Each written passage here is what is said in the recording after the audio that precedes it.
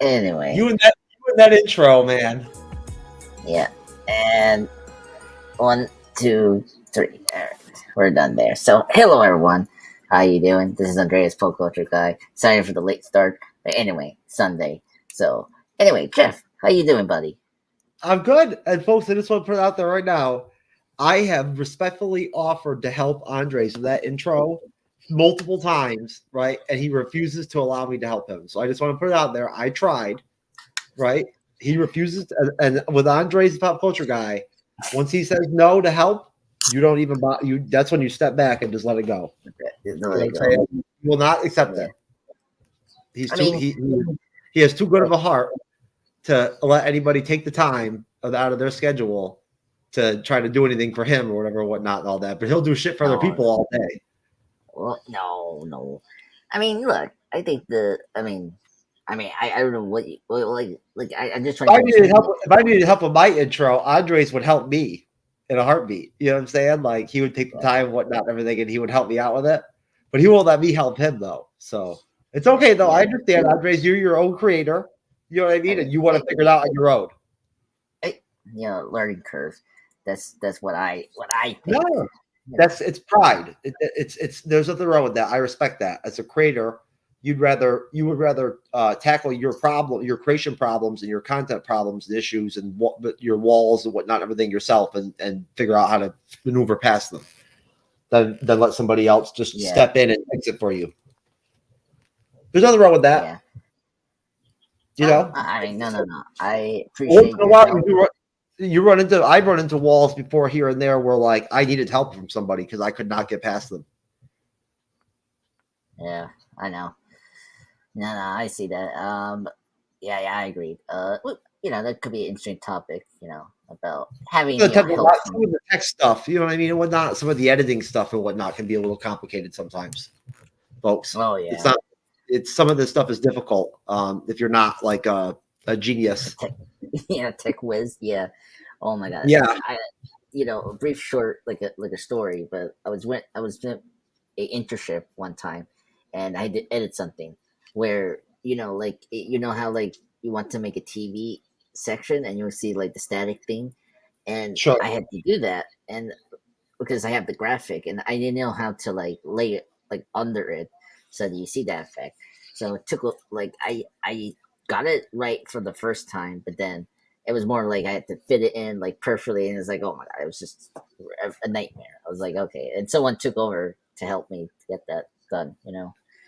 It's difficult. It seems really simple, but it's not sometimes. No. I mean, I've been doing anything for like, oh my god, 9 years, and like there's still things I haven't known, like haven't gone farther. You never will learn everything in content creation. You never learn all of it. There is no such thing as a perfect content creator. Nobody knows all of it, right? You're lucky if you can figure out like a small percentage of it and whatnot, right? And even then, just because you know how to use the tech and the gear doesn't mean that your content's going to be successful or you're going to do well. You know what I'm saying? Yeah. It just means you know how to use your shit, right? Yeah. That doesn't mean anybody's going to watch or listen to your content, right? Yeah. You could have the best graphics and like editing skills out there.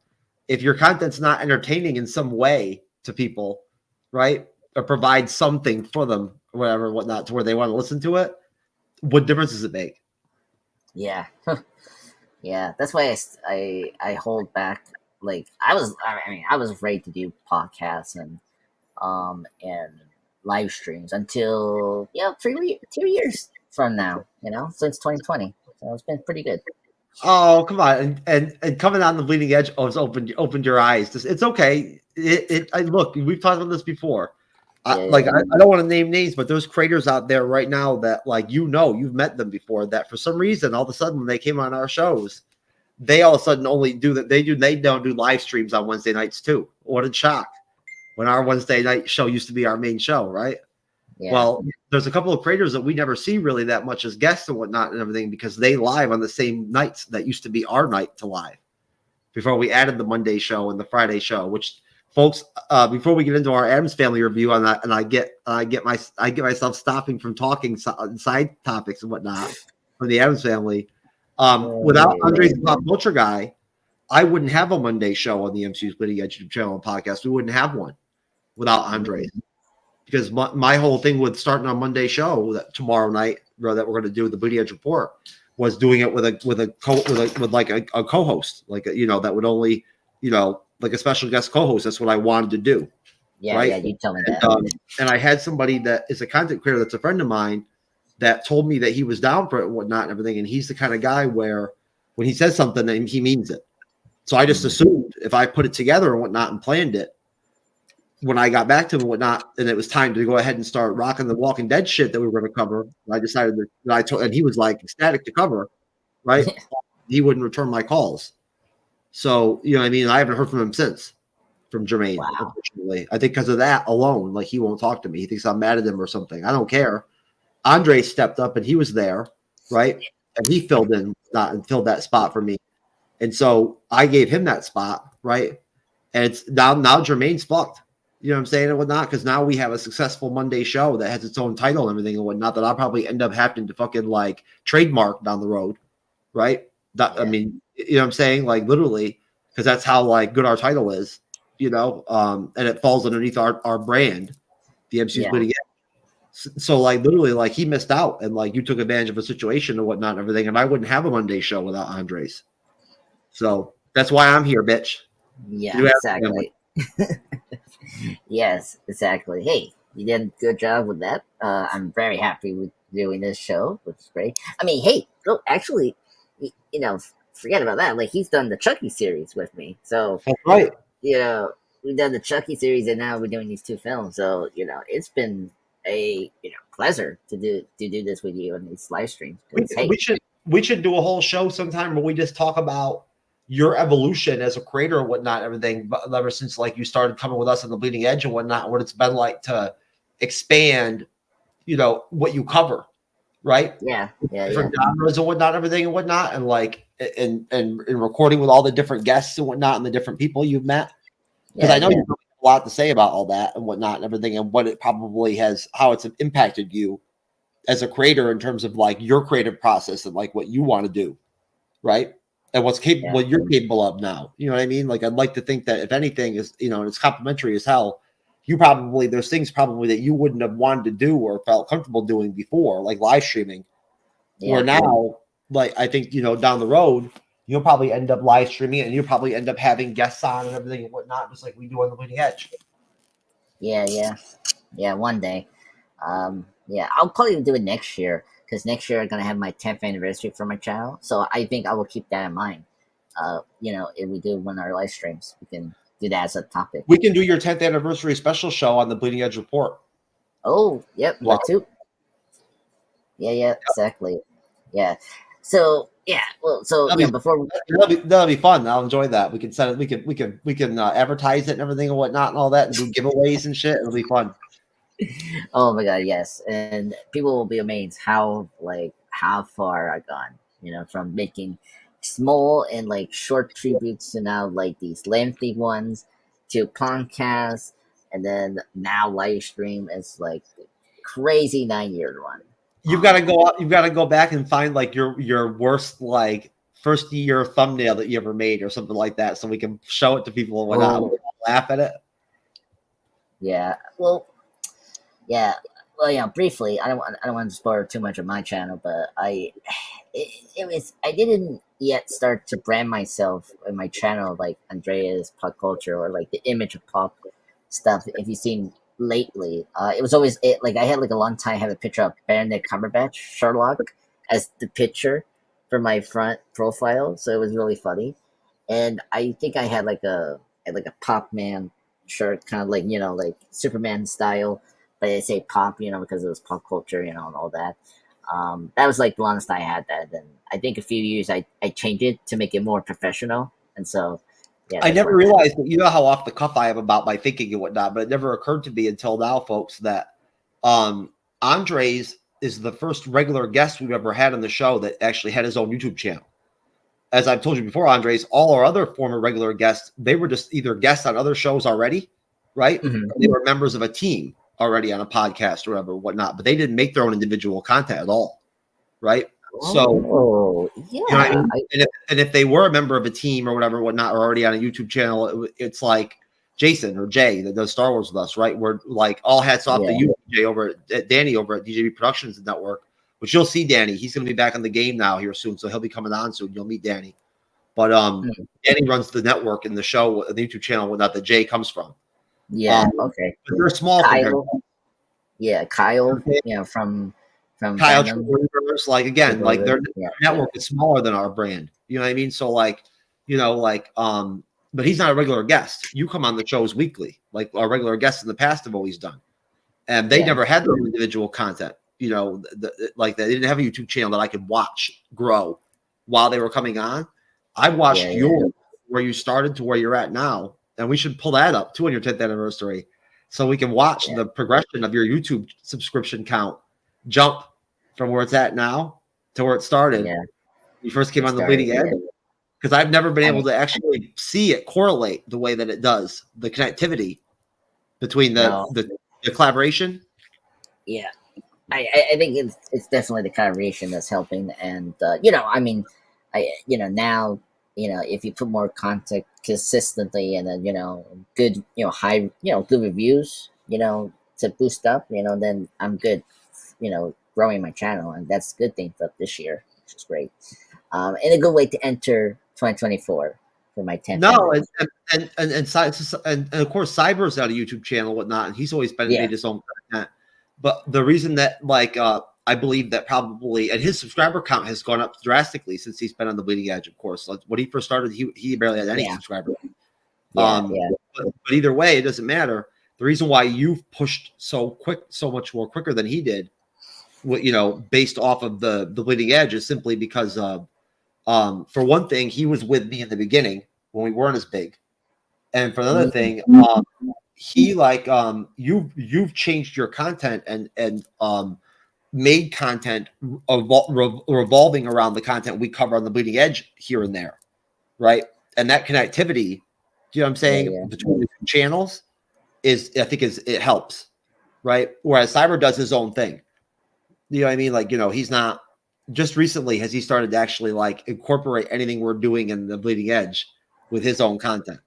Up until just recently, he never would ever cover anything that we were already covering. So to clarify that, I think I agree with you. I started doing that, but I do it in a way where I feel, exactly. So like a good example of this, when we did our segment Private Ryan, I did a Private Ryan, video, and then I did that. But if you've already got the movie fresh in your head, why wouldn't you do something else with it? Yeah, exactly. And plus, but I'm not gonna do it all the time. There's certain movies that I do care. I will do it. Like this week I done the Addams Family with Jeff, and I done a couple rated Addams Family, but also outside of that, I have other ones that is not in the with my collaboration with Jeff. It's actually mine in this. And folks, there's none of this is copying. Just to be clear, like creators like us, we don't do shit like that. Like if we borrow things from other people, or if we make content with other people and then we make content off of it, we do it in our own way. Like he takes a movie review that we do and uses his own structure and his own way of making content, in a different format, right? With what we cover, right? Totally different what we do. Not a discussional Q&A, 2-hour long live stream review show or whatever, whatnot. You know what I'm saying? Yeah. He does it totally differently, and then he adds graphics to it. He adds still images to it, right? You know what I'm saying, and whatnot. And it's a totally different format than what we're doing. So there are people out there that just straight copy off other creators, right? If they see something, they'll just take it and use it themselves, right? Like completely just like dead copy it, right? I've seen them whatnot.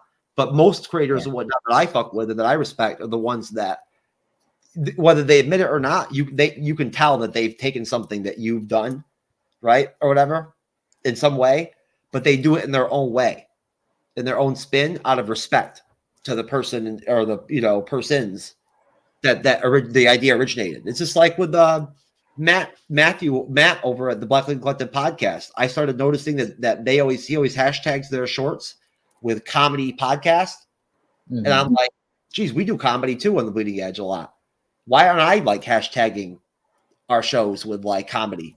Comedy, So, you know what I mean? Comedy live stream. yeah, comedy, So I yeah, told him, I said, bro, I'm going to copy that. Just to be clear, like it's just a hashtag, but still, I wanted him at least to know, like, hey, when you see that, next time you see a video, one of our videos up, whatever, whatnot, and you notice that because they watch our stuff, and you notice that I'm using the same hashtag that I saw from your shit. Yeah, I got it from you. Thank you. You know what I mean? Like, I'm not copying him. It's a hashtag. yeah, exactly. But it Yeah, doesn't hurt to like give somebody a call and be like, hey, just so you know, thank you for the idea and for the concept. You know what I'm saying? Like, you know, I appreciate it. yeah, I agreed. I agreed. Yeah, yeah. I mean, a good example of this. Before we go ahead, the Addams Family, like The Godfather. I just done just a Godfather tribute for the first film. That's it, because I'm gonna save the part two next year because it's gonna be the 50th anniversary for Godfather Part Two. So that's the example. Like I'm influenced by. A lot of big anniversaries coming out. It seems like in the last like 4 or 5 months, it seems like next year and this year, there's a lot of anniversaries. Yeah. So Like every other like month, there's like another anniversary. I know. So like this year, like this month, I've been talking about Doctor Who. Doctor Who has the 60th anniversary, and you see the Doctor Who content I'm doing. I recently did the Superman 3 because that has this 40th anniversary because the 83 films like have their anniversary. So I already done Return of the Jedi. Um, whether 83 film. I need to do another James Bond tribute that's from that film. You Octopussy. should, you should actually. We could do it together, but you should make a video sometime, and just talk about what the Ahsoka series was like to review. Just to differentiate your channel a little bit and whatnot, and bring in Star Wars fans into your audience. You know what I'm saying? Yeah.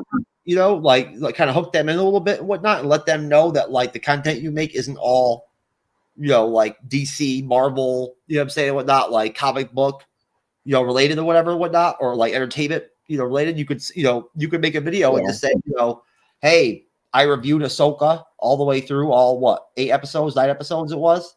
Yeah. Talk about your experience. Yeah. Which I still think, folks, I have nothing but the biggest compliments. I should make a video sometime and compliment Andres. Because again, as I've talked about before on one of these live streams, Andres did not want to do Ahsoka. He did not want to do it. And me and Kendra didn't put a gun to his head. But we basically did to do Ahsoka. And Andres was definitely suspicious about reviewing it, I think. As to the quality of the show, maybe, or whatever, whatnot, or if it would be worth his time to watch it, or even, you know what I mean?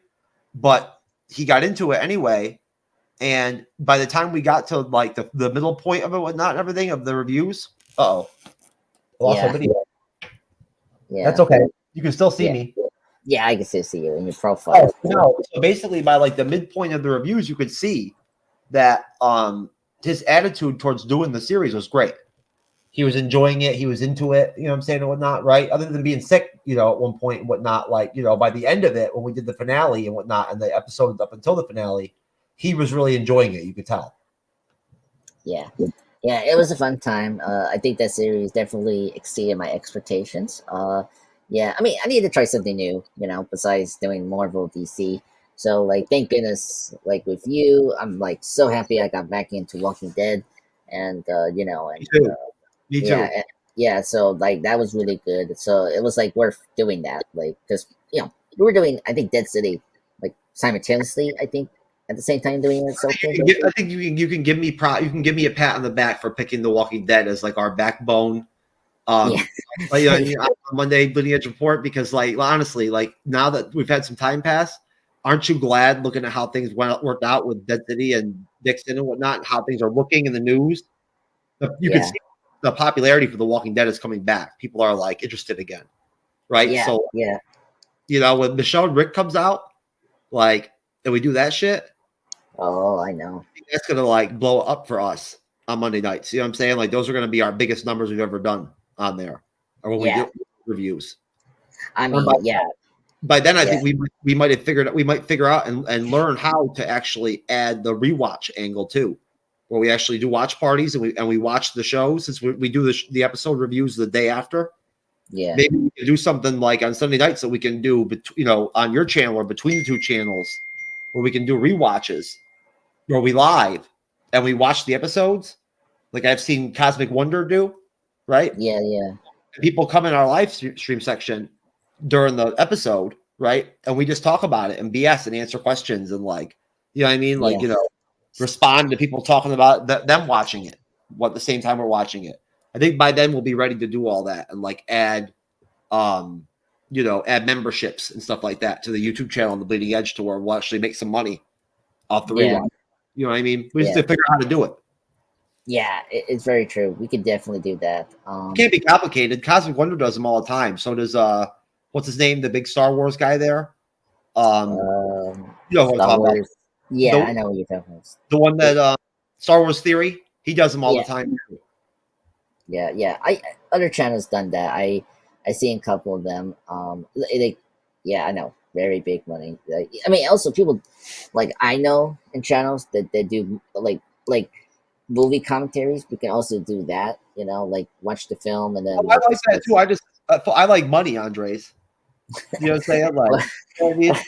You know what I'm saying? Like, bro, like, you're my boy. So, like, if we started doing stuff like that and whatnot, of course, like, whatever money we made off of them, if we started to actually make some money, like, it'd be 50-50 and shit and whatnot. You'd be making money too. So, right? Yeah. It's the Godfather, baby. You know what I'm saying? But I don't play around. I'm Italian, baby. So, you're going to offer me an offer that I cannot refuse? No, I'm gonna offer you an opportunity to like sit and watch the episodes we're gonna already watch anyway, but just watch them live with an audience and rely on me to go out and like have the energy to advertise it and whatnot and promote it to where people will show up and want to watch.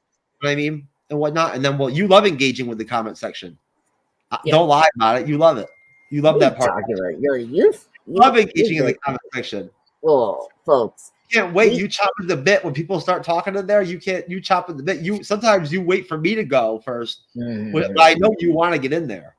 No. I say hello to you guys. Especially if you know somebody that's in there, if it's somebody that we recorded with or whatever and whatnot, you can't wait to talk to them.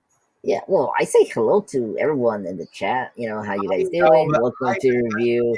There's nothing wrong with it. You like the engagement. Yeah. No, I don't. I'm just joking around with you with that.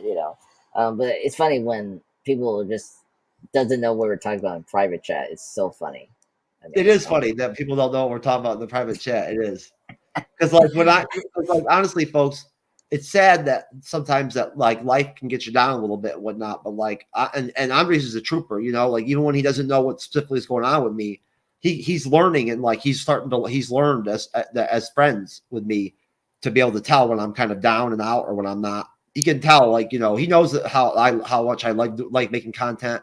It's what I do in my life for life. You know what I'm saying? Whatnot, that I have plans in it for it, whatnot, and goals and things still that, I want to accomplish. And I want to compete, at a higher level than we already are. And then I also care about elevating the people around me and whatnot, that help me. Honestly, when I'm right, and I'm like, when my energy's right and whatnot, and I'm doing well medically and whatnot and everything and mentally health wise, I can handle my business and whatnot. But when I'm not right and when I'm off, I don't have the energy really to like, make the kind of moves that we'd like to make. You know what I'm saying? And whatnot. So, like it's one of them things where it's nice to know that Andres knows that like, I know that like he trusts me and he's optimistic with me that like when I'm right, if we plan something or we go to do something, I'm going to try to do my best to try to make it happen and work, right? For the right reasons too, not for bullshit reasons, whatever. You know what I'm saying? Of course, I like making money and whatnot and everything, but if people aren't entertained by what we do, right, and we're not having fun with what we're doing and whatnot and everything, and it's not enjoyable, then I don't want to fucking do it. You know what I'm saying? Like, it's not. What's the point? That's why I'm glad we're dead because like Andre said. It's just like doing movie reviews and like coming across movies like the Addams Family that you haven't seen in 20 years or whatever, whatnot. It kind of gives you a chance to like change things up and cover different stuff. And I imagine Andres, for you, I never really thought about it until we started talking about it, but probably coming over to the Bleeding Edge really freed you up a lot. Because once we started throwing you in the mix on movie reviews and whatnot and everything and all that, that's when you really kind of like, you know, and then we started doing the Star Wars stuff, right? That must have been exciting for you, I imagine. So I remember for me, when we started branching out away from Marvel and we started doing House of the Dragon. Remember I told you House of the Dragon was kicking my ass? Yeah, as Dragon. Yeah. You killed you, bro. I told you. Yeah, I need to start watching that because I seen the pilot. So yeah, You would yeah, have been, you would have been doing your takes and whatnot or on the panel, and I would have happened to shut you up because you would have been going on fucking 35-minute rants and shit and whatnot because there's so much that goes on in those episodes and they're so long. You know what I yeah, mean? Some of them are not long, dude. Can you imagine how long the shows are? That's why that's why with House of the Dragon I had to learn that we could only have that's when I first learned the concept of only bringing in 3 guests per show with the max of 4 people on the show, me and 3 other people. That was it. And that's when we used to have Renee. Renee was my special guest co-host on the Sunday show. You know what I'm saying whatnot. So she would help me, right? I can always rely on her being there. And that's all I needed. Right. You know what I'm saying? And people a reason to come on. But no, I just weaved in. I had 6 people altogether, I think, that I did the series with. And I weaved them in and out and whatnot and everything, and you know, to where all of our shows usually it was like 3 people. Yeah. Right? Which was perfect. Because again, there's a lot to talk about in those episodes, man. It's not like Marvel, right? Or What If, where we're going to do double episode reviews and shit like that and whatnot. And it's still the show's under 2 hours long. Yeah. Well, it's interesting. Yeah, like I did double episodes with my co-host Will in the Marvel Plus talk. I've done them too before when we've had to because of like timing. Yeah. Right. Right. You know, when you got to cram one in. Yeah, and it's weird because like, well, I mean, with the Marvel stuff, when I did it, it always came under like 58 minutes, not even an hour, depending if we had to review a movie that like makes it like into a full hour of. That's because again, you've never gone back and looked at how big the panels are where used to be on the shows. That's the thing. Oh yeah, well it's just me. Yeah, it's just me and one person. That's what I'm saying. You got to remember, like, you know, when I'm right, and you're going to start seeing that. I told you because I've been putting collaborations together. Like I was on the phone with a guest that's going to be coming on soon, right before I came out with you. That's why I was late. I was talking to another creator that's going to be joining us on the show. Yeah, like I'm right. Yeah, yeah. I mean, we're going to have women back on the shows again and whatnot and everything. Like this has been just like, you know, I'm tired of it. I'm bored with not having multiple guests on the shows all the time. I'm tired of not. I miss having the new people on, the new faces and whatnot. It's fun. It makes it interesting. Yeah. I mean, I love collaborating. It's like in my soul. You know, I love people just like you do. I love new people, making new friends. So it's like, no, you got to understand, like, you know, a lot of times when we did Disney Plus series reviews, there literally always be 3 or 4 people on that panel every single time, along with one of us. Plus, I had a third co-host back then. Right. Yeah. So think about that. So we're talking about shows with like 6, 7, 8 people every other show. Yeah. I think you can't review a movie. You can't review a movie in 58 minutes at that point with 6 people, 7 people. Oh no. Thank goodness. Like my reviews always come under like an hour, depending. Anyway, so let's get into that. As long as you have something good to talk about. Yeah, it depends on the movie. Like you know, if you have something a lot to say, you know, for this particular movie, you can actually talk a lot about it. You know, it depends how good the movie is. To the point where, like, just based off what we usually work with for like our staffing for our reviews, you could usually kind of line up the length of the film with how long our review will take. Somewhat. I think the one that came under it was Saving Private Ryan, because it was like such a quick review. I was shocked that we did. That was me. That was because of me, and that was because I just didn't have the. Oh yeah. I didn't have the energy.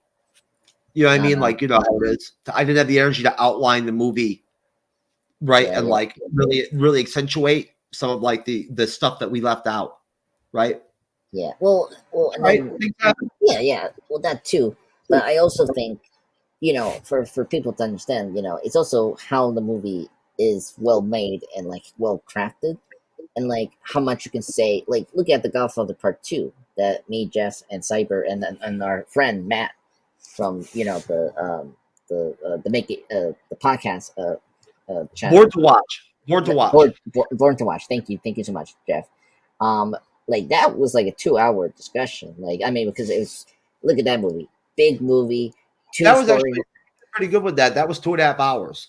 Exactly, and there was a lot to discuss, and Yeah, you had we easily could have gone for 4 hours if we wanted to. exactly, and so the fact that we are able to do that 2 hours, it's impressive. Same thing with the first film. I mean, the first film was not too long, but like it did came under 2 hours as like any reviews. So, but yeah, I agree. Yeah, I'm but learning, man. I'm learning. I'm just like you are, right? Like, I mean, I don't know how you yeah, do your outlines. yeah, I'm still evolving mine and changing mine and trying to learn from other creators and whatnot. Still, you know what I mean, and whatnot. How they're doing their outlines, how they're doing their like. I mean, honestly, last thing I'll say before we do Addams Family, Matthew, I finally decided to. Don't ask me why it took me so long, but I finally decided to sit down and check out Born to Watch, oh right? yeah, And I watched 2 of their reviews. I watched their Lord of the Rings, right? I watched I watched like half of it, and I watched their Dirty Dancing. Their Dirty Dancing is great. I recommend that one, Andres. If you want to check out Matt and his team yeah. and see what his boys are like, because eventually he's going to bring all his boys on, his mates. Oh my god, that You would know be he's a good talking one. about.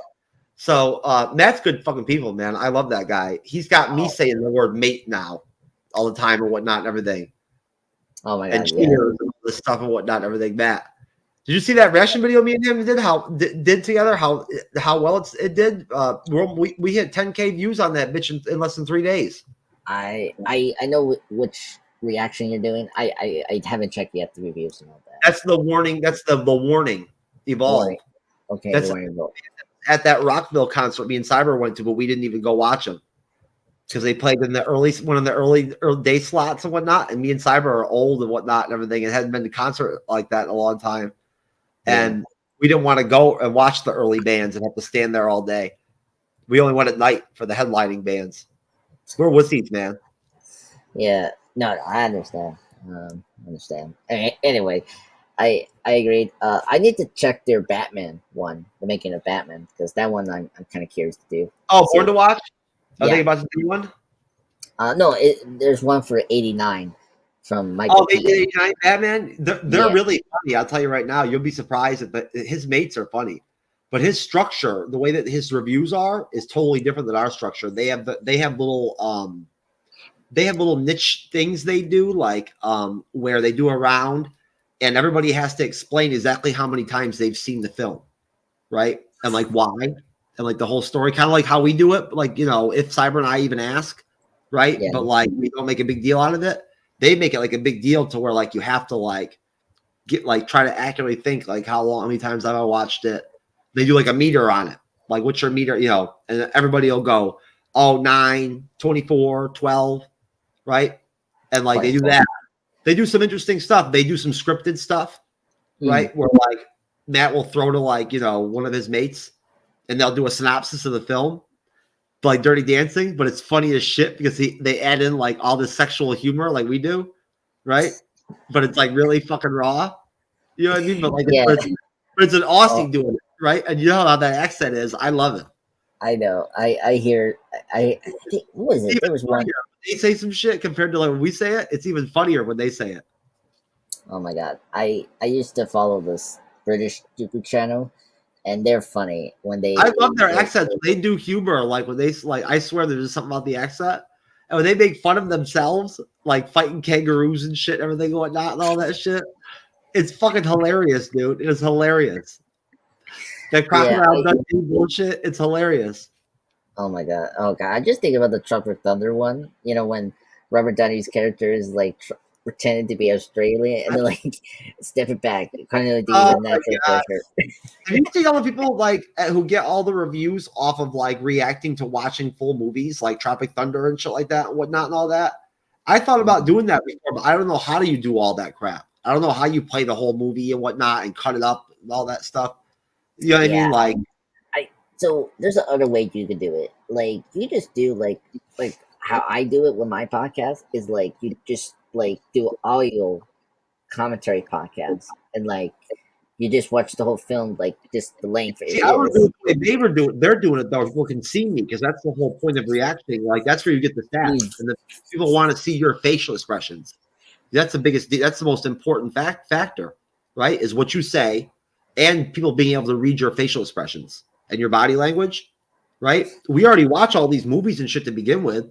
It's like, Yeah, damn, we learn how to do all this stuff and whatnot and everything so that we can maximize our time, right?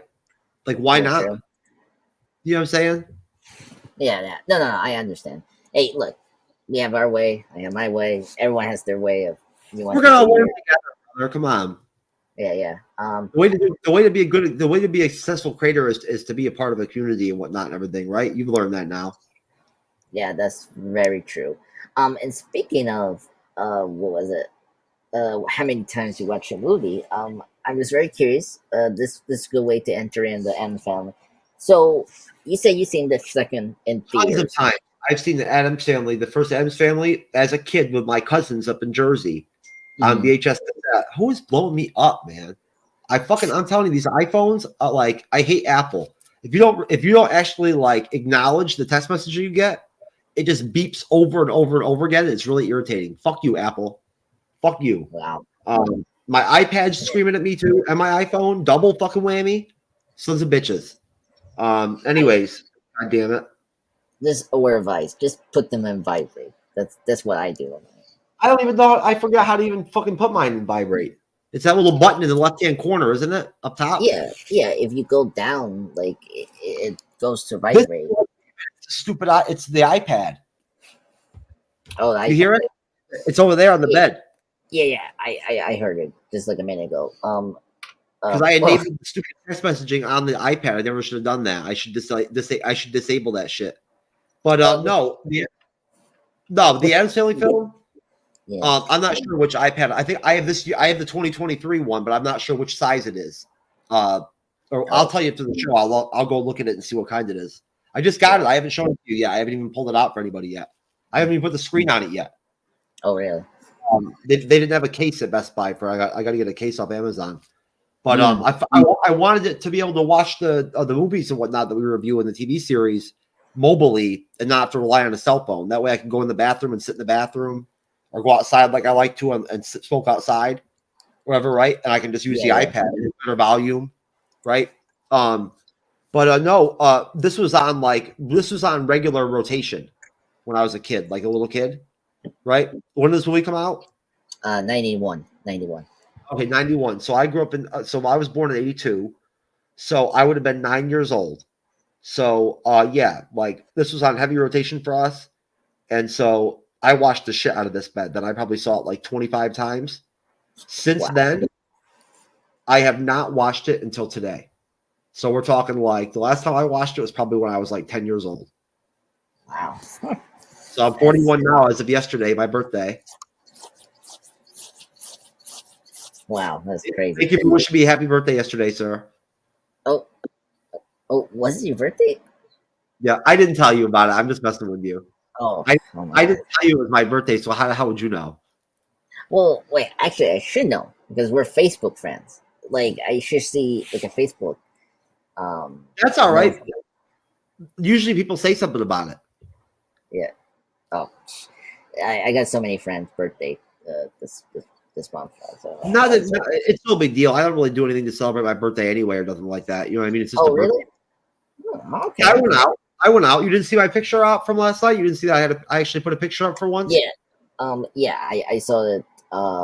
Just now, like this today. So I just saw Oh that. yeah. You know, it was really complimentary. You know, it's really complimentary. You wouldn't even know what to do. A really cute girl, a really cute woman, woman. But she looked youngish. She was really cute. Asked to take my picture. She wanted to take a picture of my shirt. She was Okay. afraid that I wouldn't want my whole self in the picture and whatnot. And I'm like, no, I'm like, you can just take a whole picture of me if you want. Cause like, but people like my t-shirts. I was wearing my shit show supervisor t-shirt. You know, I have crazy t-shirts. Yeah. Yes, you do. You know I wear them out in public. And you know that everywhere I go out alone. You know what I'm saying? Like, I don't need a team. I don't need a wingman. You know what I'm No. saying? When I go out, right? I just go out by myself, folks. I post up in a spot in a table by myself to where all the women can see me. You know what I'm saying? And then I just chill, right? And let them come to me. And you know, because they know that I'm single. It's obvious that I'm just chilling there. I've got no wedding ring on, right? Ain't nobody with me. So you know what I Yeah. mean? Yeah. Then you're wearing some crazy t-shirt that says some shit like "Who ate all the pussy?" Right? Obviously, you stand out at that point. Nobody else is wearing some shit like that, even close. So No. you're very interesting at that point to them. They're like, "What the fuck is going on with this guy?" Right? And supposedly I look halfway decent sometimes too in the dark. Right? No, that's Sometimes interesting. I look good in the dark. Yeah. She Well, was like, "You're attractive in the dark." wow. That's okay. That sounds very much like Addams Family thing. Like Gomez could easily be you. No, but this really cute chick wanted to take a picture of me, and she took a picture of me, and I could tell that she liked me, but she was there with a friend, and she was talking to some other guy that was just a friend. And I think that she was just too nervous to like say anything to me, like actually engage in a conversation with me. Okay, okay. Yeah, and and I didn't want in that situation with her being with two other friends, I didn't want to approach her and get turned down in front of them and have to be like shamed. You know what I'm saying? Yeah. Although I don't think she would have been like rude about it anyway. But No, I didn't want. I didn't mess with it. I left it alone. yeah. So anyway, Oh, so so that's the Addams Family. Yes, sir. This was the first time I've watched it in over 30 years, and it still holds up. oh yeah, I mean it still holds up. Like I saw it It's not as twice. good as Family Values, but No, no, no, not. I mean, yeah, that's the thing. So this watching is the a good start. setup to the first one was not a good idea. No, no. So like It really takes the sale out of the first movie. yeah, yeah, When you're in my Fester. position and you haven't watched this shit in so long, Yeah. So okay, let's do the synopsis of this movie. So it's very simple. It's like we're introduced to the Addams family. This version, gothic and very romantic kind of family, very close. And how do you say the bizarre and like kooky family are trying to reconnect with someone they believe to be their long lost. they're extremely eccentric. Yeah, extremely eccentric. Yeah, and they're trying to reconnect to their uh, long relative family member that is Gomez's brother, Fester Addams, aka Uncle Fester. And that's pretty much it. That's the movie, and we got villains that they want the money from, from the Addams family. And so, like Fester, who is in the movie, who like we don't know, like I mean, it's clearly is Fester, but like Fester is having amnesia, like problem, so like, he doesn't remember who he is.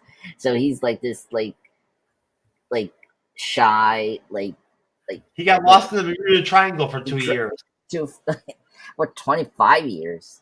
Just 25 remember, years. How is that yeah, even fucking possible?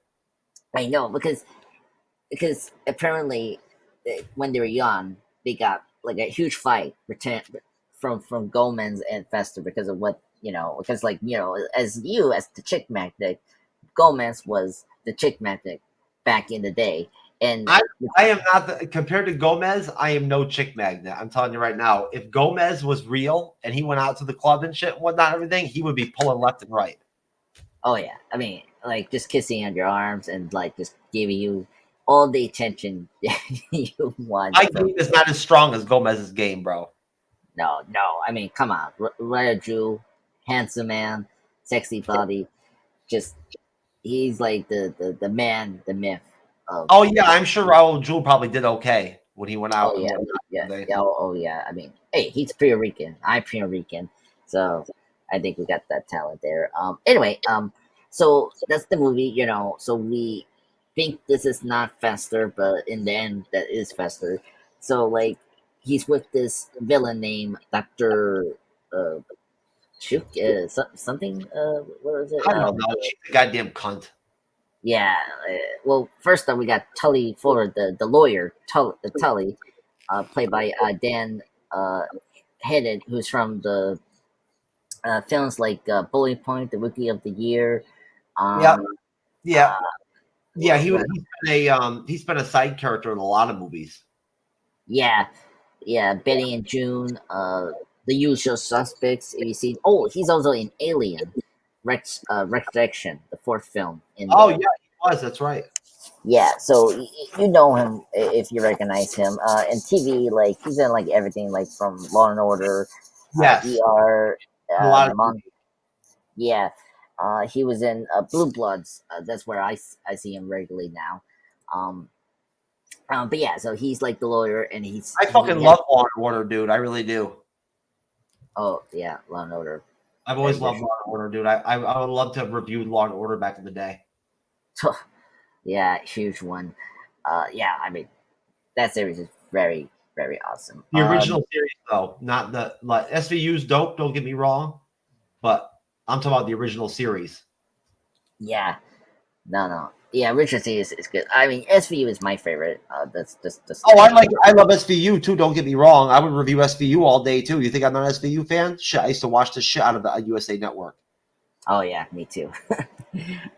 Yeah, I mean daily, Yeah, like but yeah, it was the best seasons were the first 10 years was Stabler. yeah, I agree.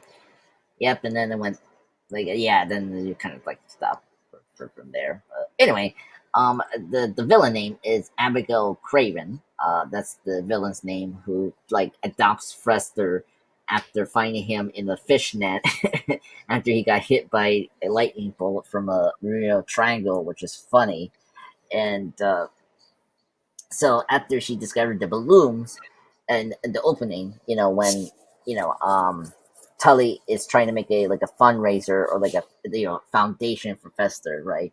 And he's like painting the monthly bill, Gomez, and like you get this like now the plot of the film where these villains are trying to get the blooms, and so they're using Gordon as Fester's like now adopted name, from his Amnesia Act, and so they're gonna use this, and that's how they're gonna get in it. It's like have Fester get into it and like get into the vault and get the money, and after that, it's just like him like discovering like this is the people he should be with. This is his people. Like he feels more comfortable with them, The reason that and they know that they're able to they can pull this off or whatever whatnot is because like just like in Adams Family Values, the Adams family is like dumb as shit. Like that's part of their charm. You know what I'm saying? yeah, Is like yeah, they like they like diabolical shit. Like they like fucking like death and like morbid shit and whatnot, and witchcraft and shit and like unethical behavior. So like yeah, so, exactly.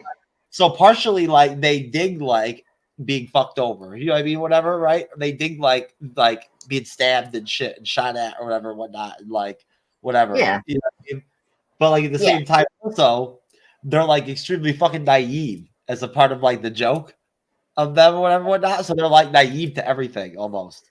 It's well, funny yes, because which they is live funny. in their own like clique with all the other fucking like weirdos. You know what I'm saying? Yeah. Well, it's funny you say naive.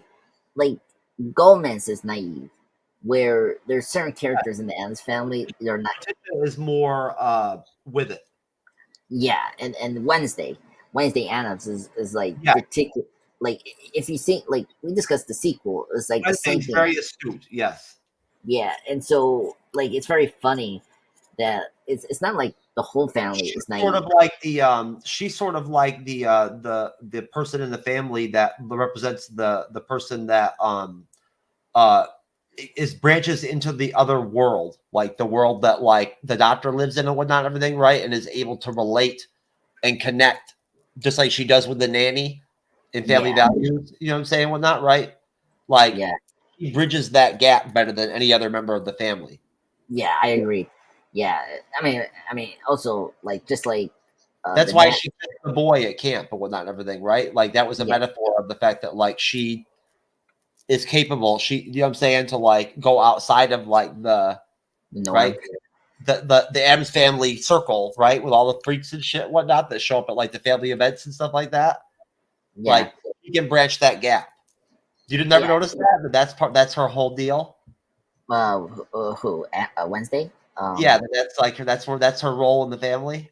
Yeah, I would say she's Everyone always has like. their everyone has their sort of like thing that they do. Yeah, well, each one has like their own thing to do. Like Wednesday is like very much her own like place, like like her own like universe that she's in. And it's totally fine. And plus she's very smart. Her brother is intuitive too. Like he's hip to what the Yeah, fuck is going on. You know what I'm saying? It's not just her. It's because of yeah, their it's because of their age and the fact they go to public school and all that shit and whatnot. That's why. yeah. But I think like I mean Pugsley. It's funny. I think Pugsley is like a little kind of like a lackey for Wednesday. Like he's like he always follows his sister because the thing is, I think she's the oldest in this She is version. the oldest. She is the Yeah, oldest. Isn't she like in Family Values? Isn't she like 12 and he's like 10? yeah. I think he's 11 and 12, and 12 for Wednesday. Yeah, Yeah. yeah. I think you're Yeah, correct. she is the oldest. That's why she leads the that's why he follows her around and whatnot, everything and takes his orders. But he you know what? He reminds me of Boz Burgers too. Isn't that crazy? He is just like Yes. he's just literally you never watched it, but he is just like the fucking son out of the three kids. They're Mm, very similar to each other. It's really weird, but I'm telling you, like there's a connection there. He's just like the son on Bob's Burgers. yeah, I think I seen one episode, and I think I understand what you're talking about in terms of the Yeah, relationship. they're very similar. It's Yeah. Oh, weird that I keep making this connection with this with like Bob's Burgers, but I wonder if they were fans of the Addams Family. They just took that as inspiration for Bob Burgers. Because it, that makes sense. I mean, this is the family. This is like the perfect image of family, but in such a weird way. So anyway, so I want to get into the opening. So like opening, we got these Christmas carols, and like they're singing, and it's jolly. But then we start slowly going up to the house, and we see the Addams family, and Lurch, the butler, and then Grandma, Morticia's mother, like it's gonna spill like some bizarre chemical acid or whatnot. We don't know what is in that like cauldron, thing. And by the way, the reason I'm bringing this up, that's actually a direct image of a comic strip of the Addams family when Charles Addams drew them for the first time. Like that's actually a thing from the comics, which is cool. So that was neat. And so then after that opening, we get this really cool, clock house of of the Addams family, doing their thing one night in the house, and this like mini figure clock, and then we get our introduction of Thing. So if you don't know, Thing is in the TV show, but he was always in the box. But in this movie version, they made Thing as now like an actual walking Thing out of the box, and so like he can move around as this like embodiment, and he's like a pet, and he's like a good friend to Gomez. And then here we get this indication that so in this new version of Addams Family, they changed now that if you haven't seen the '60s show, in the show, Morticia and Fester are actually brother and sister, but they changed that in this film now that Gomez and Fester are brothers, which I like this change, and I think it really works, particularly these first two Addams films that me and Jeff have reviewed. Just makes a lot of sense, and they like I really enjoy the brotherly kind of affection that these two have. Um, yeah, so something happened with Fester, which we don't know yet. And so he's staring at the bedroom of Fester. It's all like cobwebs, and it's kind of like deserted for a long time. So we don't know what's going on. And then we see like everyone from the house, from Morticia saying that this is very funny. Morticia saying that how do you say it? Yeah, okay. I'll definitely do that and answer questions. Particularly two questions. Um, so Morticia saying that he was like a bad, like raving wolf that was like killing her. oh yeah. Yeah, which was funny, and he said like you should do that again. It was, I really dug their like relationship, their like lovey dovey, like sexual, over the top. Oh yeah, it's they're the drivers of the films, like as the parents, you know what I'm saying, whatnot, Yes, like they are. They're like, I mean, they're the stars of the films. You know what I'm saying? Like, but it's the Addams family, so you have to also like branch out and you have to also use all the characters of the family into the storylines, into the plots to some extent, right? yeah, it's understand. Which they It's don't selling really. if you want to bring in a mass audience, right? That's the selling point that you sell. Oh yeah, I mean, like remember the TV show will always focus on Morticia and Gomez and Fester. The kids were like Yeah, barely in the show. result revolved off them. Yes, Yeah, and so this first movie and the kind of characters, like the children and whatnot, from what I remember from the Addams Family watching it. Now again, this is a long time ago. They for that time period, they did not want to do. They did not have the balls to like use the child act, and this is because of the time period of the show. They didn't have the balls to use the children the way that they do in these films, right? no, You know what I'm saying? As characters and whatnot, everything, they're very bland and like just basically accessories to like the series. You know what I'm saying? Like, like you know what I'm saying? the child actors and actresses that played them in the original show, they're not very good. You know what I mean? Like, like in all honesty, they're not. I Well, mean, I'm just saying compared to like what they have here. But yeah, again, this you're talking about a 30-year fucking time gap. The Addams Family TV series came out in what, the 60s? yeah, 60 and 64 the premiere. Yeah. So yeah, well, and I mean, I want to mind people know that. God, I feel old that I know about that show. Oh, I mean, come on, I love that show and I know it, so I feel so much old than than you. But anyway, I mean, like a lot of people have to understand that the personalities for all these characters were not defined from the comic strip, and so you got the TV show to like define certain traits and characteristics from the characters, particularly Morticia, Gomez, and Fester. The kids, I mean, you couldn't do nothing with the kids. I think what they did in the show was like acceptable, but the movies, this is where they like actually did more characteristic with the characters, particularly Wednesday. Like ever since Kristen Ritchie's version of Wednesday, like that's the Wednesday we know now. Like even the TV show from the Netflix show with Jenna Ortega, it's like in the vein of this version. So like this version of the Addams Family is like what we imagine what the Addams Family are. Not which makes sense. I mean, they're updating the version of the Addams Family from this '90s. So it makes sense, and they done such a great job. The reason it works compared to like other TV like adaptations is the cast. Like come on, like Raul Julia is like the perfect Gomez. Anjelica Huston, great as Morticia, and I mean, I have a first question for you, and this is very funny because I never knew this when I was growing up, and I'd seen this movie multiple times as well. Um, did you know that that was Christopher Lloyd as Fester? Of course. Already, I, I don't know. I did not know that he looks so different. Like I mean, the poster I have him as my wallpaper. Like you get his eyes. It's like, oh yeah, it's Christopher Lloyd. It it's so bizarre. Like it's so like Danny DeVito Penguin level. It's like, oh my god, like I don't recognize him at all. So it was funny when I looked back. I was like, that's Doc Brown and the judge from Who Framed Roger Rabbit as Fester. It's so funny, and he's great. I love him. He is a great Fester, especially the sequel, which is funny. Um, and yeah, and of course, Krista Ricci as Wednesday. She's a perfect casting. Like this first movie, like the opening of her like having Pugsley tied up and had an apple, and then shooting an arrow at her is funny. Is so hilarious, and just right away she's different from the '60s version of the Wednesday Addams.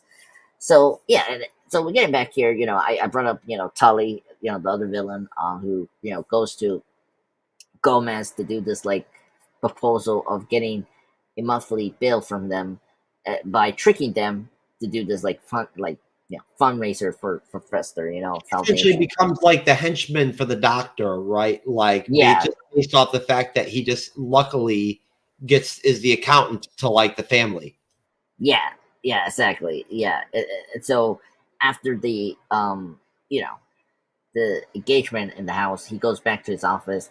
We see the main villain, yeah, as Jeff brought up, is Craven, the lady, and we get this other character, Gordon, that looks like Fester. We don't know that yet until Tully sees his face closely, and he sees him and is like, "Oh, Fester," and so they hatch a plan to like, you know, get him up with a costume and like shave his head and become Fester Addams, this Lancelot's relative.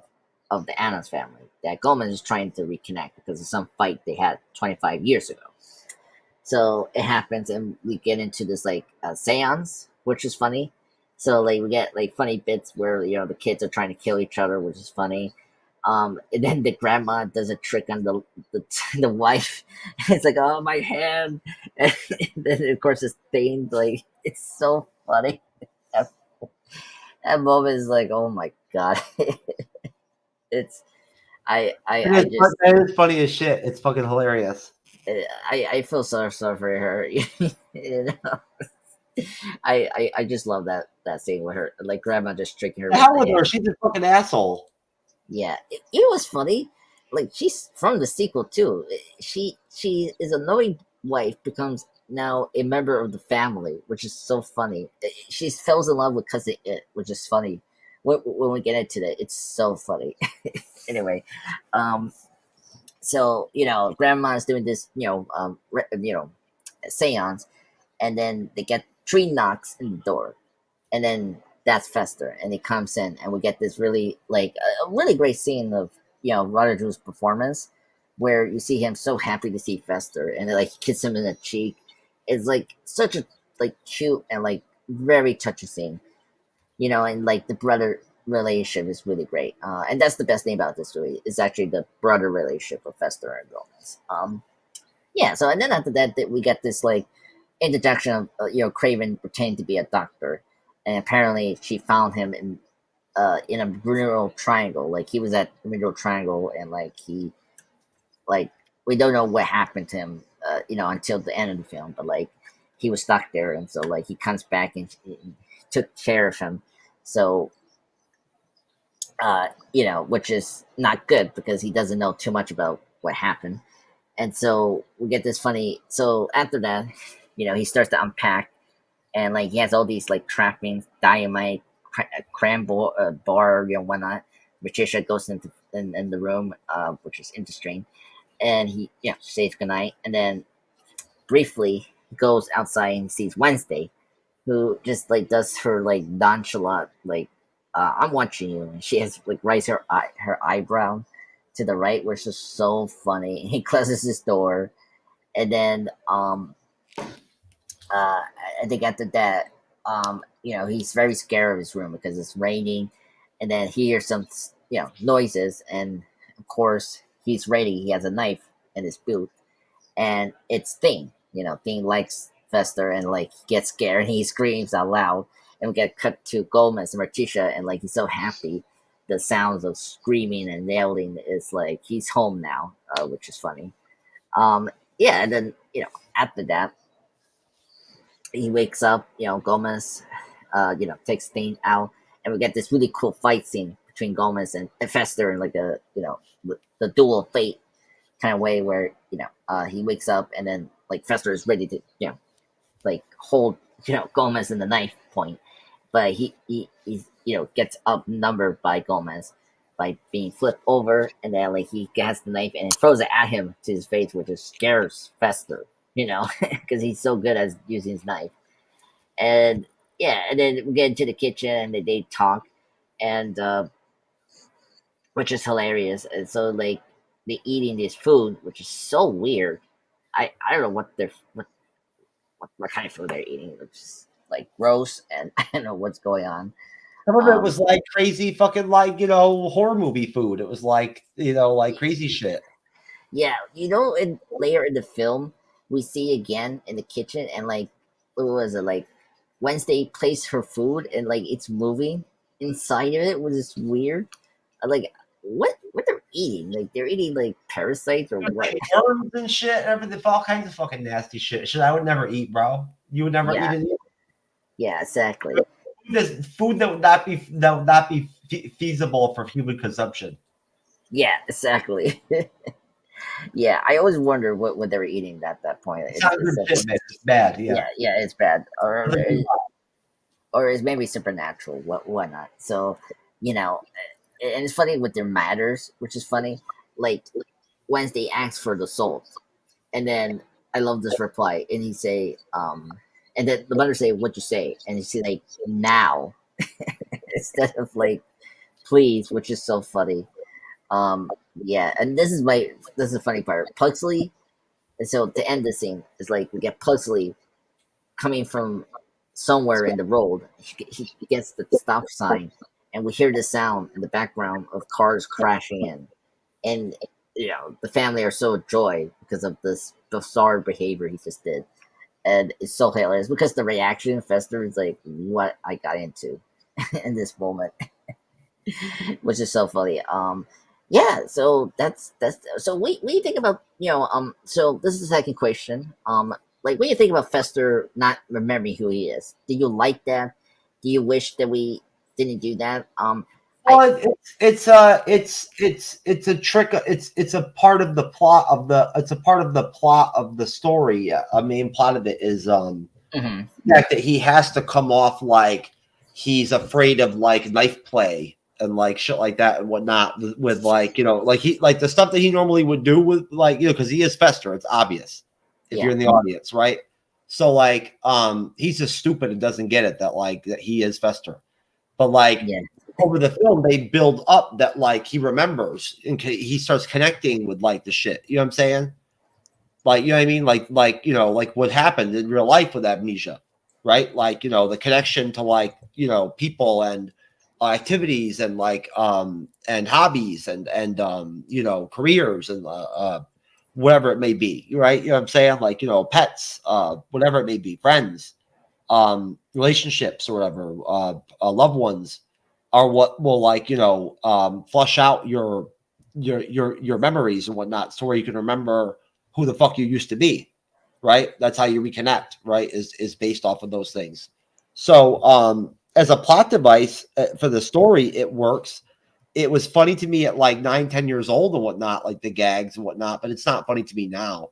The humor is much more like hip in Family Values, right? The stuff with yeah, just like you already remember from the when we reviewed the number MCU 2 yeah, weeks ago.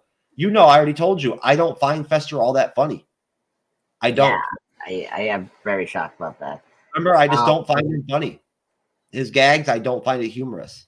I find the humor from the parents funny, Grammy funny. I find Thing funny. You know what I'm saying? I find all the characters, other characters funny. Right? Except except for except for him and whatnot and everything. The kids are hilarious. oh yeah, I mean the kids are funny. Yeah, Like they show in the fucking second film. yeah, I agreed.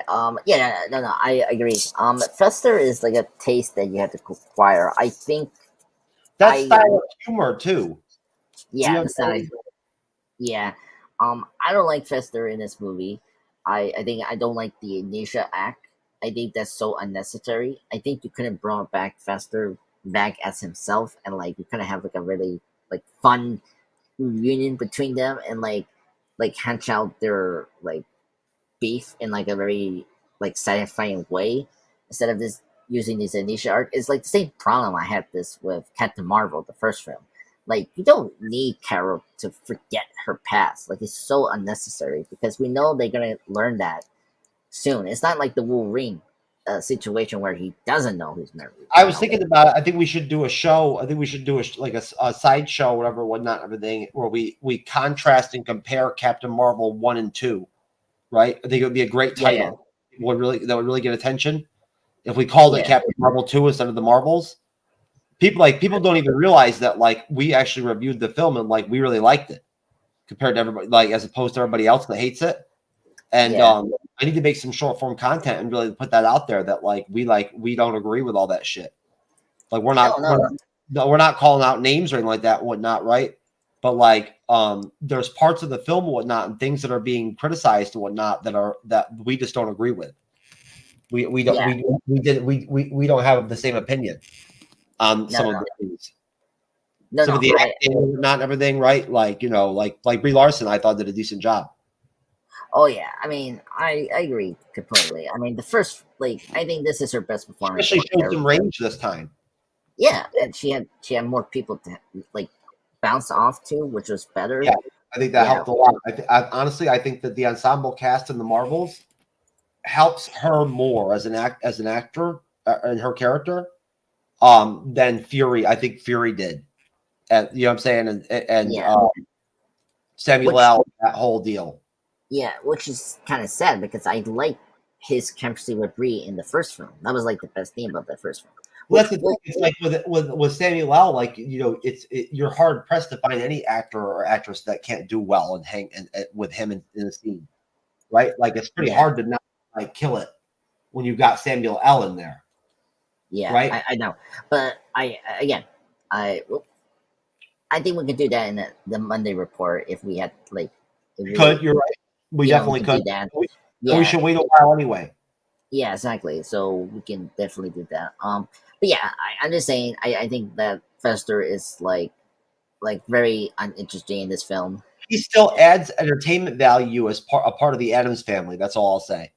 Yeah, exactly. And I think he does that more in the sequel, which I like. Like, I think him getting married was funny. I think that was a funny plot, especially if you're going to do a serial killer plot with the Addams family, which was so done well in the sequel. But yeah, here it was like, and plus, he doesn't remember who he is. He's with these two villains that are after the family's money, which is like, it, I like the way that we used the plot of like getting the Addams family money from the sequel because it was like a person that wanted the money because he was crazy too, just like them, but in a different way. Of course, aka the Black Widow and Debris. um, She was a better antagonist. oh yeah, I mean she's a better antagonist. I mean, well, and the camp was a better antagonist, which is funny. Those two camp counselors were so, my god, so awful. They were just funny. Oh my god, there's exactly. So it was very funny. And here, I think the big problem I had with this first film, like, it's like it's struggling being funny, but also trying to be serious sometimes. I don't know. Like, I feel like that, the whole plot of Fester was I don't unnecessary. know. It's pretty whimsical. Like the Mm, majority of the film, it's pretty yeah, whimsical. yeah. I guess that's the thing. It's like it's very like gothic, like romantic kind of film, where versus the next film is like more black comedy. Despite this film is black comedy, but I feel like the next film leads more on the black comedy I think area. the majority of the young child actors that play Pugsley and Wednesday Uh huh. between the two films also probably was important Yes. between the two films. Yeah. Yeah. I agree.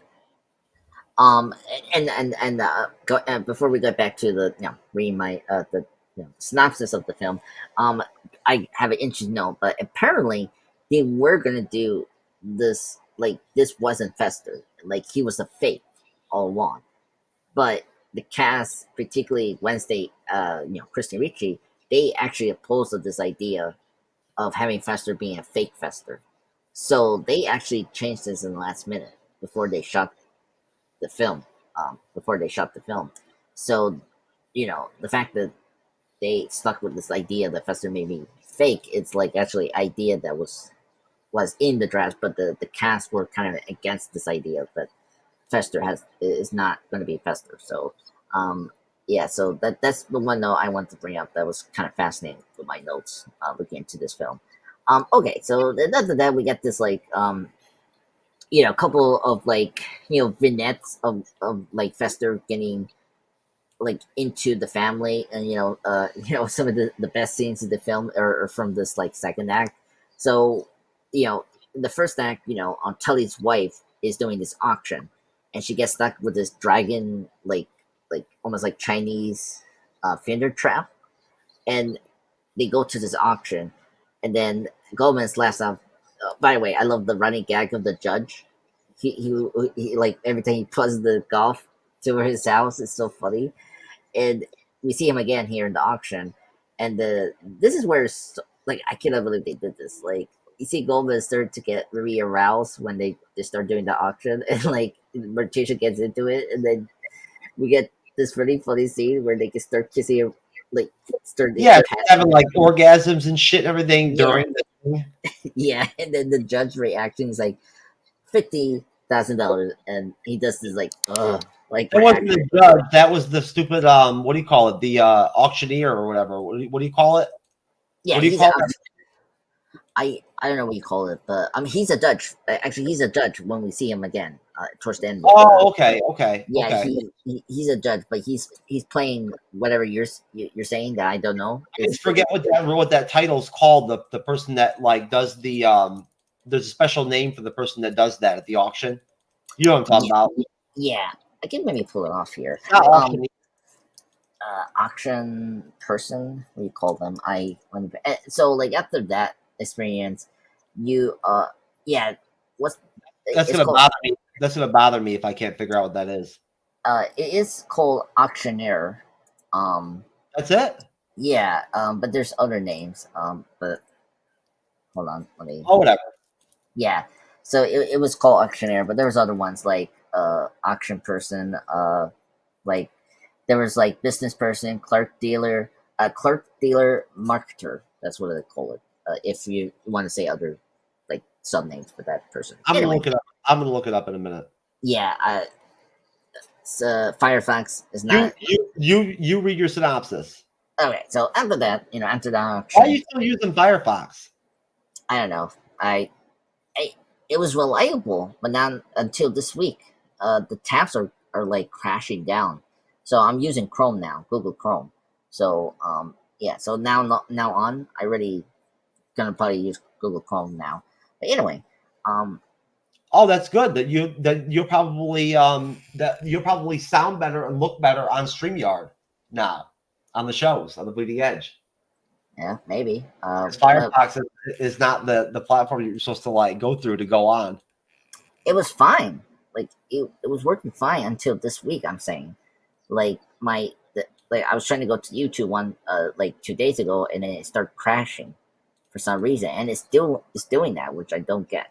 So anyway, so technical problems that people should know, but should not know. But anyway, so after the auction, the family's in the car, and then Fester is in the Chinese trap, and he say, "How do you remove it?" And this is where like the family starts to get suspicious with Fester, especially Gomez. So Gomez does this train thing. He's doing his trains and where he's gonna crash them, which is funny. And then simultaneously, yeah, we see this reaction, which is funny. We get a brief cameo of the director in the train, which is funny when we see Gomez laughing, which is funny. And then you see Gomez, Fester, trying to get into the vault, because the vault has all the money, which we saw earlier in the film when Gomez is showing his like childhood memories Without and just money, there's like there's all kinds of antiques and shit and whatnot, and gold and yeah, jewels like that. exactly. And so everything that you expect from money, right? Um, which is cool. I always dug that with the Addams Family. They have like treasure, which is great. That's money currents, which is cool. So after that train crash, Fester is outside and Patricia is talking to Fester, and they walk into the graveyard of the family. It is so funny, especially seeing the reaction of Fester hearing the deaths of the family members, how they got killed. And we get to the really cool reference of the vulture that Fester had, his pet vulture. That is actually from the TV show, and that was a cool nod to that. Then after that, um, we get the Craven girl back. She pretending to be the doctor, trying to convince Gomez and Morticia that he is Fester, and like it's some sort of bizarre psychological thing. While they're talking in the separate room, Yeah, Fester because they don't believe they're starting to get suspicious about Fester. exactly, and well, Even they're onto it because of like how like on and off he's acting at that point because he's like yeah, well, in his own like connecting to like his past and whatnot shit. He's acting weird. exactly, and not being Fester, the fact that he doesn't know the password, he doesn't know how to open that Chinese trap because while Gomez is trying to crash the two trains, Yeah. he explained that he was in the trap for 2 years when he was 10, and that was like his favorite present gift, which is funny. Um, uh, Great dialogue from Raul Julia as always, explaining those things. So yeah, then while the doctor is talking to them, trying to trick them, right? He interacts with the children, and he starts to like them. He starts to become more like Fester, and they're doing the sword fight for the school play, which we'll get into. It's one of my favorite personal things for this movie. Um, he, I love this. Like he points at, he tells Pugsley how to fight, and she tells him that he's just a boy, which is funny, which they actually reuse that guy in the next film when the Jewish kids say, "Stop it! He's just a kid. He's just a child," which is funny. Pugsley is the innocent child of the Addams family, apparently. So anyway, after that, the mom, the fake mom wants to get into the vault now while they're away, but he betrays her going to the play, and we get this funny interaction with the family in the school, and we get Morticia talking to the teacher, and the teacher is worried about Wednesday because of this bizarre and disturbing image she drew about this family member that Morticia knows that she was a witch and she got killed in the Salem naked, which is funny. Um, I that storyline is it's very funny. So after that, we see the play. The Addams family are so bored with this musical, and then we get to this scene where, Fester arrives and he helps the kids with their blood, with this sword fight. This is actually a Shakespeare play they're doing from Hamlet. Just like a little tip there, and we get this play. We see Wednesday and Pugsley fighting as like warriors, basically in a helmet play, and I was not expecting blood.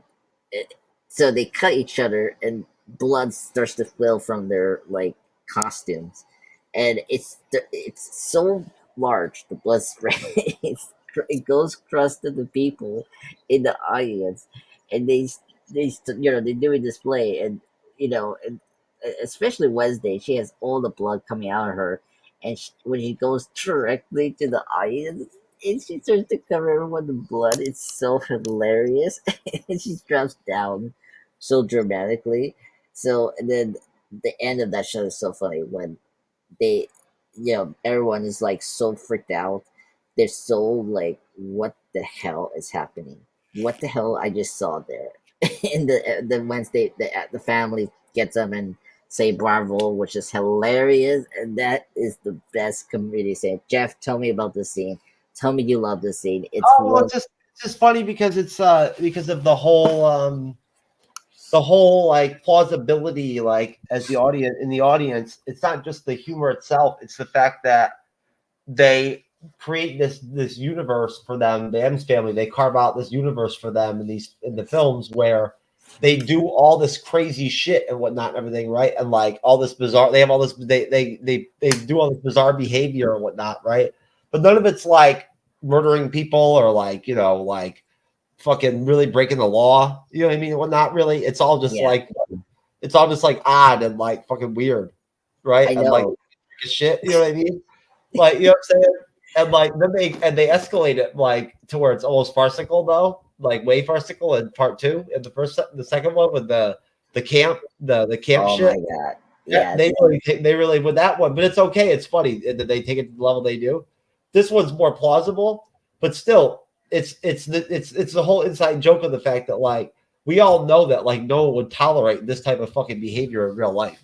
You know what No. I'm saying? Yeah, you know what I mean? Like, yeah, like people are just chilling about with it and whatnot, like getting sprayed with fucking blood or whatever, whatnot, everything, and nobody even says anything. Right? Yeah. It's Like, hilarious. It's funny yeah. as shit, you know? Oh my god, it's so funny. It seems like they're traumatized. It's like, come on, how many movies you watch blood and gore? Like, it's so like, These are classic films because you know what there's a combination of aspects about the humor in these films that it's very hard to pull off, right? yeah, And like very few very I don't I don't really pay attention to popular music or popular TV or popular film really until like recently. I've started to go to the theater more and whatnot and watched mhm, Oppenheimer, right? Our review of Oppenheimer's got 15,000 views, I think, or whatever, whatnot. So we obviously it Yeah. was a good one. And that was the shit. That was just our non teaser, non spoiler one. Yeah. Yeah. I Shit, mean, it was we never even did a real full review. That was our non spoiler one. yeah. We definitely need to go back to Oppenheimer. Um. Yeah. Well, I mean, that was like right the month when it opened, so it was like there, Yeah, right there. like I'm glad that I'm getting out now. Like if anything, folks, I have to say that like probably Andres and Cyber probably in correlation with my own lifestyle and whatnot and things that have happened in my own life are the reason why I go to the movies more now, and whatnot, and everything, and actually like go out and see like regular films. Like I tried to go see the Scorsese film. I tried. It just was too damn long. Yes, I couldn't take it. it's a But I shame. tried. At least I tried, right? Yes, you're trying. I mean, like look, you know, people have their personal tastes, and I get, you know, it was a very long movie. I Uh, had Dodge in a hotel room, man. You know what I'm saying? You know what I mean? Like, like you oh get yeah, yeah, like, you know, yeah. so it wasn't No, exactly the ideal situation to be like, and I just didn't think about it to go watch a fucking 4 hour long movie. yeah, I understand. Yeah, it's always best to either do it in the morning, or you know, if you're going with friends, like I did, like we went in a very good time at 7, so it would be not too late. Oh Anyway, yeah, see that's the problem. I didn't start watching it until like 9 something o'clock. And then yeah, I actually how we've talked about in the past about how trailers are longer now than ever. They run yes, the trailers of the movies. Well, guess what? I finally had a chance to go ahead and just ask the manager at the Regal Cinemas about it, and yeah, she's told me that yes, it's true that the trailers now the trailers now are 30 to 35 minutes every film. yeah. I noticed that. Yeah, it depends on the trailer if it's that long. I mean, it's crazy. It's She said it's every movie is 30 to 30. She said every movie it's 30 to 35 minutes long. The trailers they play before the movies. uh, Nah, I know. Oh god, I hate that. So anyway, you know, I know that I just hate that. adds a lot, though. You know what I'm saying? To already a long film, right? I know. I mean, I know. Like you think when they tell you the time when this movie starts, like it was 7. When we go to 7 o'clock p.m., it's not the movie starting that time. It's like it actually starts like around seven I thirty or remember so. the first time that I noticed that the trailers were longer and whatnot and everything, and I actually it was you know what it was? It was freaking Ant-Man 3, Quantumania, and I even texted somebody and was like during the trailers, and I was like, you know that I got here at 9 o'clock and it's 9:40 right now, and we still have not started the film. Oh my god. Yeah. You believe this Yeah. shit? No, no, I understand. I like I hate that. I really hate it. Anyway, get back to it.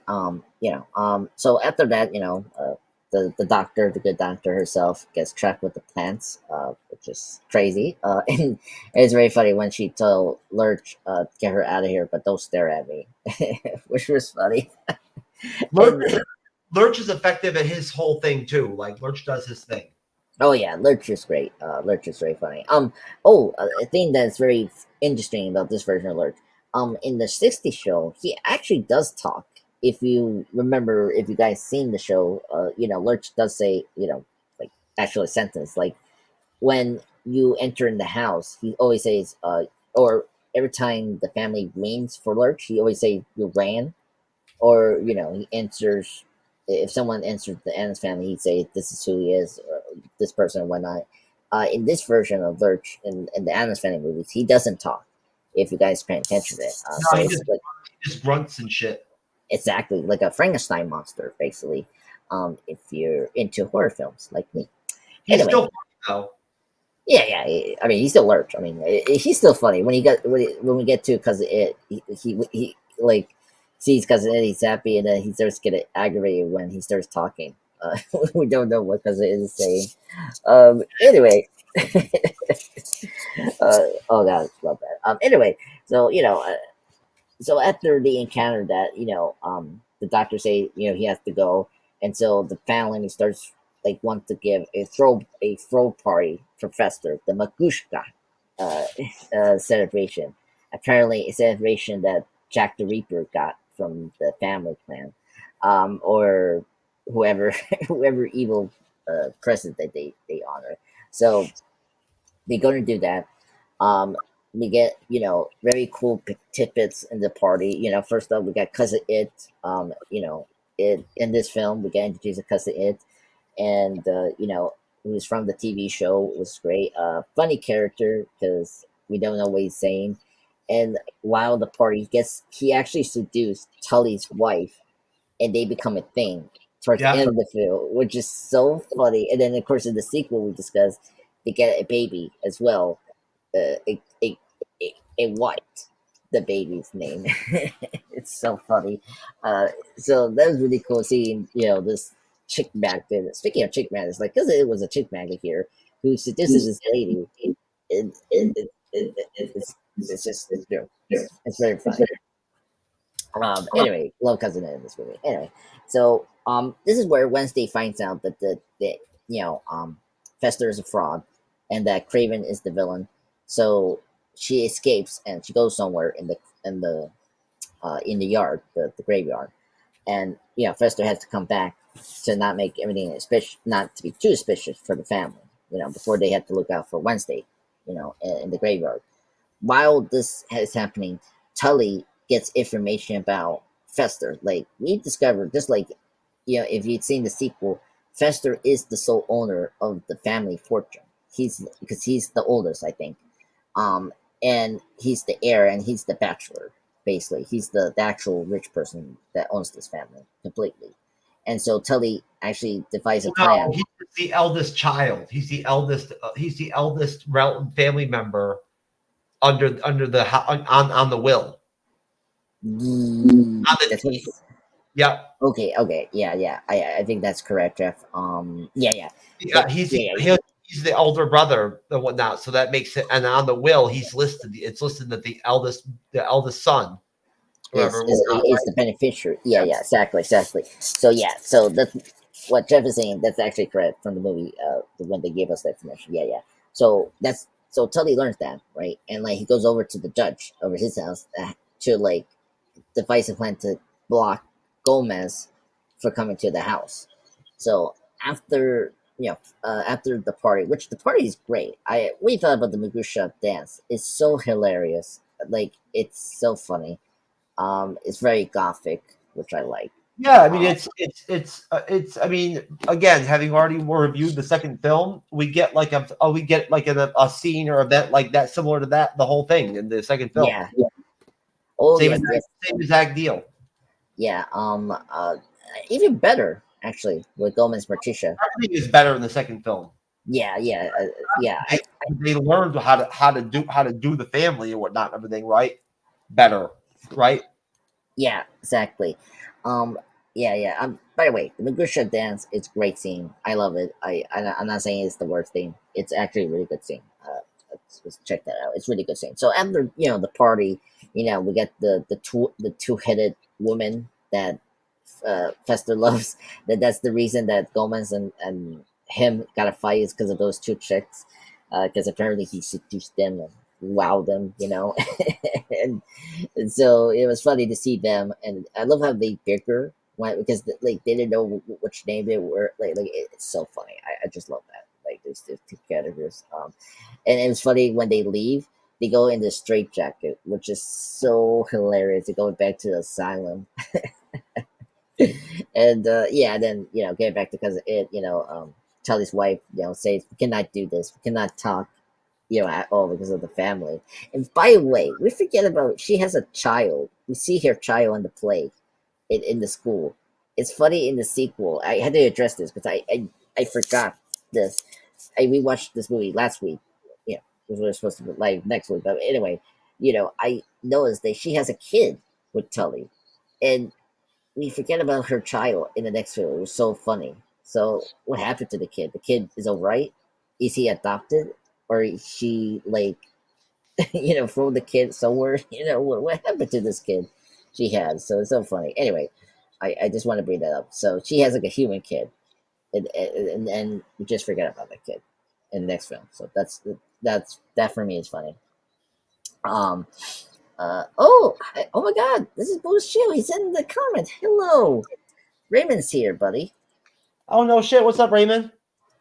Oh my god, this is so awesome. Chill, Hello, man. how are you doing? Oh god, this is the happiest thing. My first comment. Well, I mean, I had comments in my videos, but this is my first comment in my live stream. This is awesome. Raymond doesn't like me very much. He doesn't ever ask me to come on the shows or ever whatnot or anything or ever invite me. He doesn't like to bring. He won't bring me around his wife and like whatnot and like other people that come on his shows and whatnot. I guess they don't like me. Oh no, don't say that. Maybe he's afraid to ask you to join. Maybe. No, he's not afraid. Oh, okay. And by Okay, the way, Raymond, I love you, brother. yeah, Raymond. My name here is Andreas Pop Culture Channel Presents. I hope it doesn't confuse you. That's me commenting right now.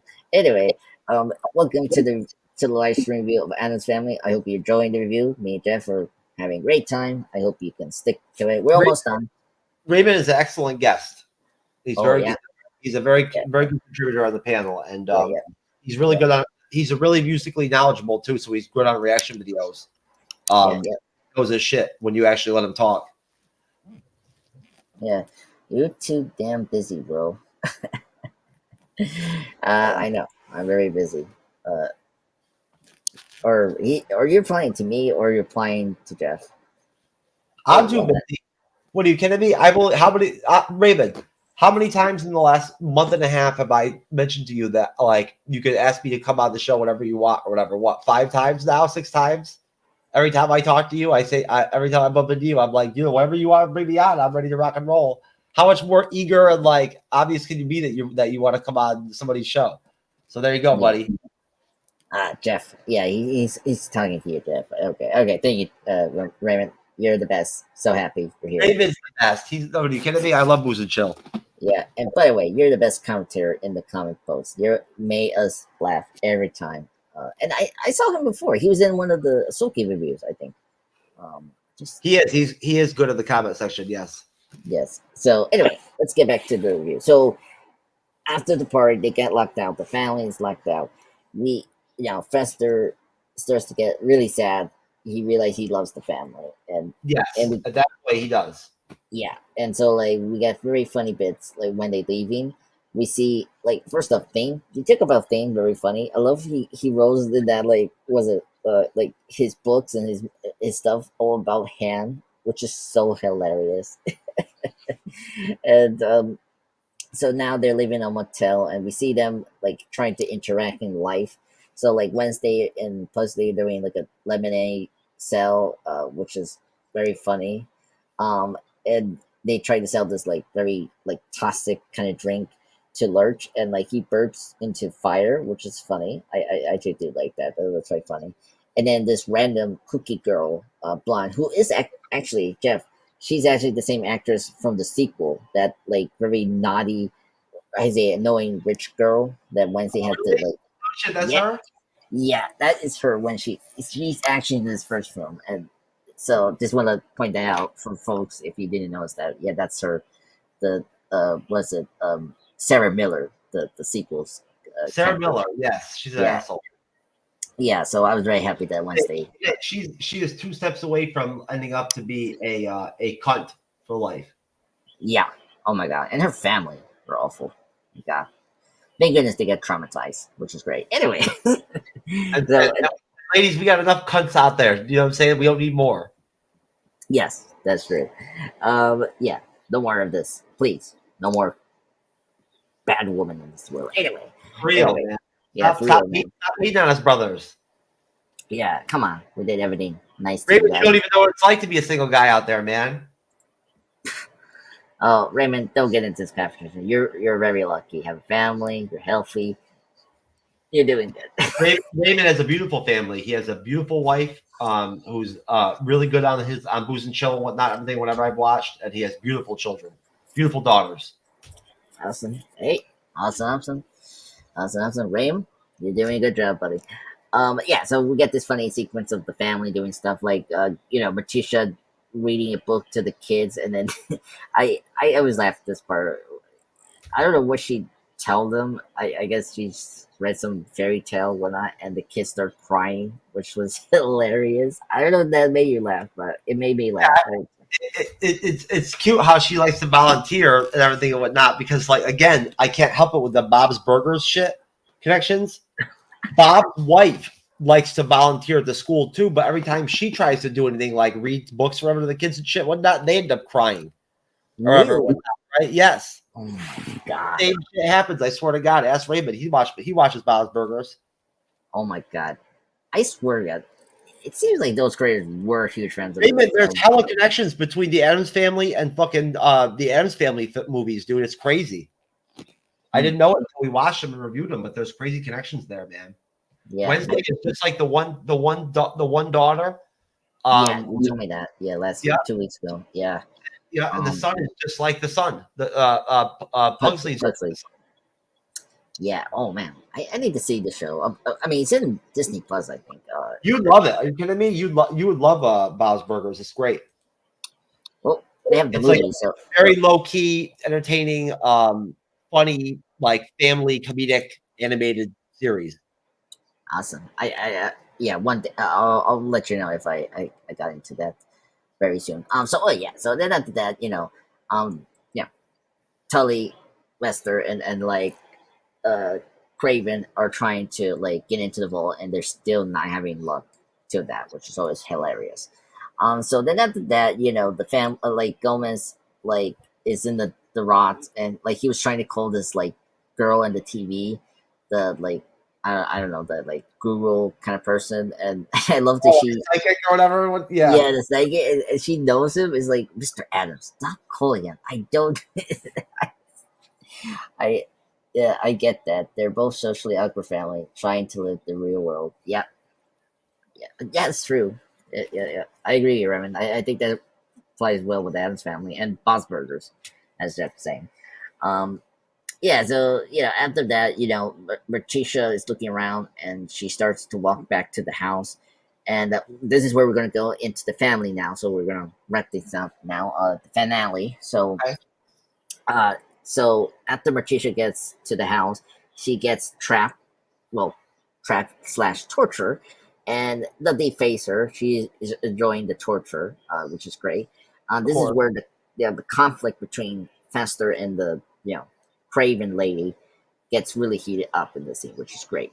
And the Thing sees this. Thing has followed Morticia, and after the stretch thing, he starts to go back and like trying to warn Gomez, and I love that like he's talking too fast, and I love Gomez reply like he actually stopped talking so fast, stopped stuttering, which is hilarious, and so he has to like find something to write quickly to tell him the threat, and he does, and yeah, then Gomez arrives to the house, and this is this torture thing, the hot what press pocket, whatever it was that they're gonna do next. It was funny. She was, Oh, okay. Yeah. yeah. I don't know what that is. I mean the fire stick, I guess that they were gonna do. So they're gonna do it, and then Fester has second thoughts, and like it's getting really under pressure right now because you know he starts to like the family, and then Gomez then enter in as like an action hero, and like him and Tully starts again their like sword fight, which was great, and then Craven has the gun at them, and she tells Gomez to like get go to the vault and get the money, but then she Yeah, does. surprised that Tully would even know how to fucking sword fight. I mean, in the beginning, it seems like he's been doing this for a while. He's like going to the house, and then he Like gets he learned through Gomez. yeah, exactly. It's so funny, and so like the fact that he gets the first hit on Gomez is like incredible. It's actually a good payoff that he actually is getting better. So yeah, so I like that explanation, which is funny. It's funny he has to get like a lawyer has to go to this crazy family house, and they need to fight every time. So yeah, so and also this is the second Morticia first being from the show that's gotten my blood pumping into my pants. Really, Roman, I totally agree with you. I mean, come on, the 60 show Morticia and Anjelica Huston is very hot. I mean, Anjelica Huston is fucking smoking hot as Morticia. oh yeah, come on, she's great. Like I love. Raymond, I would totally hit that, bro. What a shock. Yeah, Raymond. What a shock. Yeah. Or is or is it just me? No, no. What a Uh, shock. That's true knowledge would hit no, that. Raymond. We're both on the same page. Both on the same page, buddy. Yeah, no, we're on the same page here, Roman. They both sexy hot. Raymond, can you believe that some fucking I got the number from some hot ass 24-year-old chick at the bar a couple nights ago, and her friend cock blocked me and wanted to fight me. This chick wanted to fight me, like physically fight me, bro. What is wrong with people with women these days, man? She wanted to fight me, Raymond. Like the friend that gave me the number had to restrain her and push her to the car because she wanted to fight me. I don't fight women, bruh. At least not only on Tuesdays. Tuesdays. No, I don't fight women though. You know what I'm saying? Like, what the fuck, dude? Like, and like in all reality too. Like, if I did fight, have you ever seen a man fight a woman? It ain't good, bruh. You know what I'm saying? Like, what I would do to her in a fight, like, even if I restrained myself, if I punched her one time in the face, even not trying to hurt her, she'd get hurt, right? And like, you know what? As she was laying there on the ground, right, like tasting the pain for the first time in her life with her bullshit, growing these big balls like she did. There were all them dudes outside the bar and whatnot. Where if she would have, I know for a fact, she would have like start right there. She would have screamed and been like, "That guy just punched me in the face because I wouldn't fuck him or whatever." Blah blah blah. You know what I mean? And I would have been fighting 5 dudes all of a sudden. Raymond, what's up with that, bruh? You know what I'm saying? I don't need all that drama, dude. The last time I tried to fight 5, 6 dudes, you know what happened? It ain't good. Yeah, I'll see. Thank you, Roman. Anyway, getting back to that. So, anyway, I mean, we're in the finale. So, after Don't fight 5 or 6 dudes. yeah, exactly. Listen to Jeff. He has experience. For real, Roman. Unless you're Frank Dukes. Yeah, for or Clark Dam. Okay, USA, Raymond. Okay, USA, bitch. What's up? What's up now? Yeah. Anyway, so yeah, we're in the fan. Yeah, you see the comments? Oh my god, they're hilarious. Anyway, um, Fester gets this really bad comment from the craving chick, and he really upsets him, and he stomps Gomez, and he gets this book. By the way, we didn't comment. The books are alive. So when he the first time he picked one of the books, Gone of the Wind, like literally the wind comes out of the book, which is hilarious. And so he picks up this hurricane arena or whatever, and he uses it to stop the villains. And Gomez and Morticia escapes from the escapes into the vault. Um,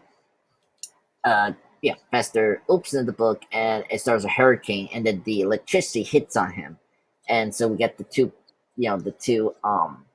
villains go into their graves, and randomly the children are there. I we need to see the children, but we got a great comment on Wednesday, like publicly say, are they dead?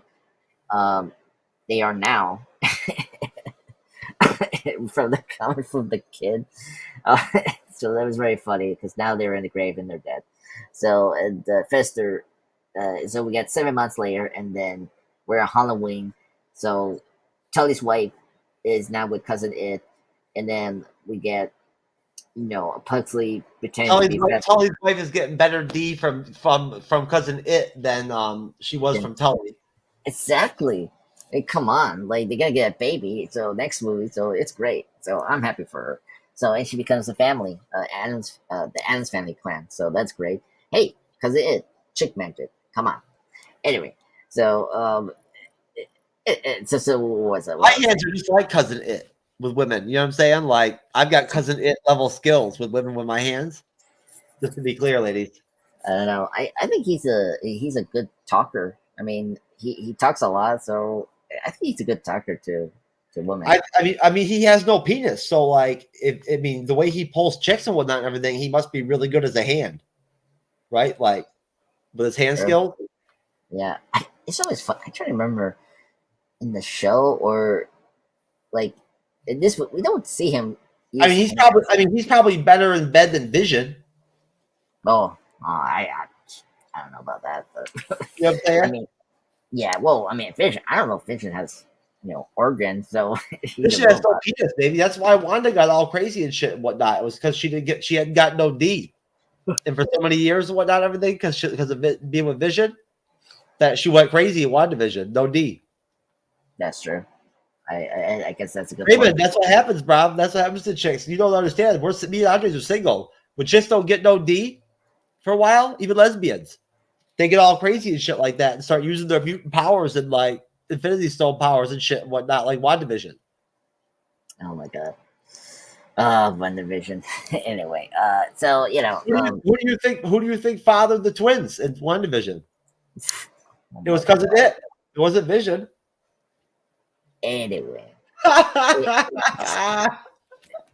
Anyway, anyway. Oh, what is this? Cousin is Mexican. He's family because he gets the girl. Oh my god, that is hilarious. That was the best joke of the fucking show right there. Oh Oh my man. god, and fits them into a tiny car. Oh, Roman, that I love your comment about cousin as That was the Mexican. best show. Mark it up right there, Raymond. That was the best show of the best joke of the show, right, Andres? Yeah, I just put a star, so I am so happy. I should. Give old true knowledge props here and there. Yeah, I love it. Oh god, that's funny. Anyway, Eventually, I'm gonna drop one on you. oh god, Raymond, make it as you came. That's the best comment ever tonight. Because it is Mascade's family.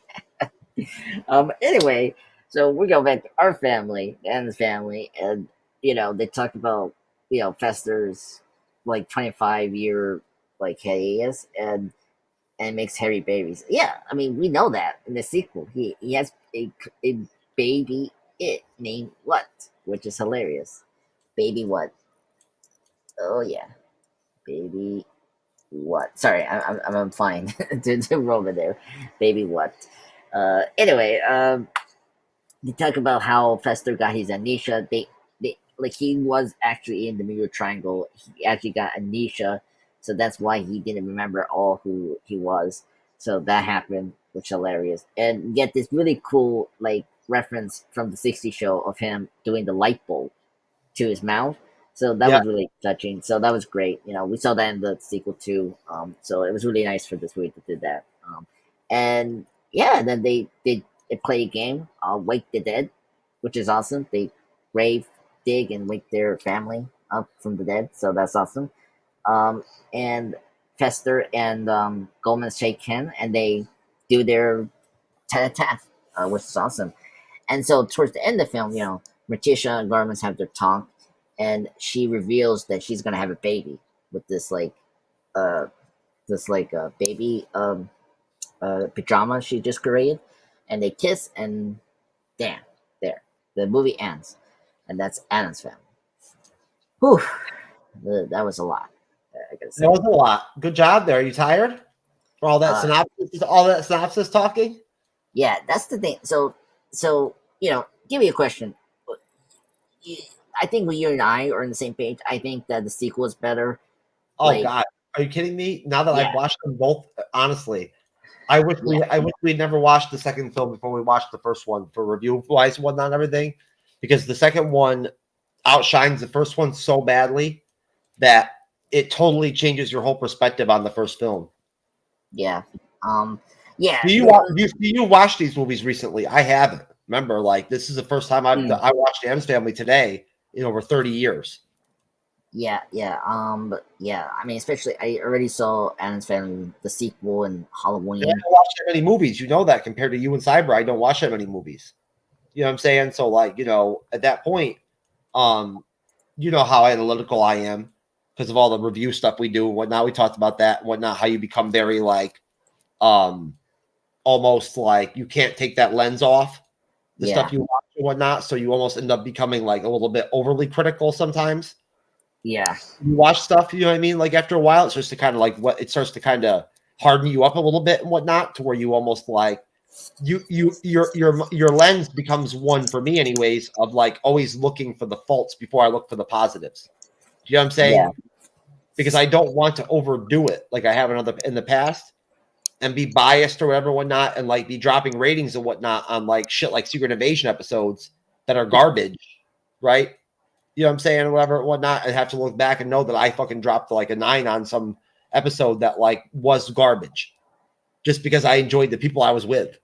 You know what I'm saying, or whatever, right? You know what I mean? Or like I just love Marvel. So it was Yeah. good to get like Marvel content, right? So at that point, like seeing family values first, then going back and watching the first Addams Family movie really fucked up like the humor and like the entertainment value of the first film because it's a major drop off. That's why you Um. don't. That's why when you review movies that are in order, you do them in chronological order typically.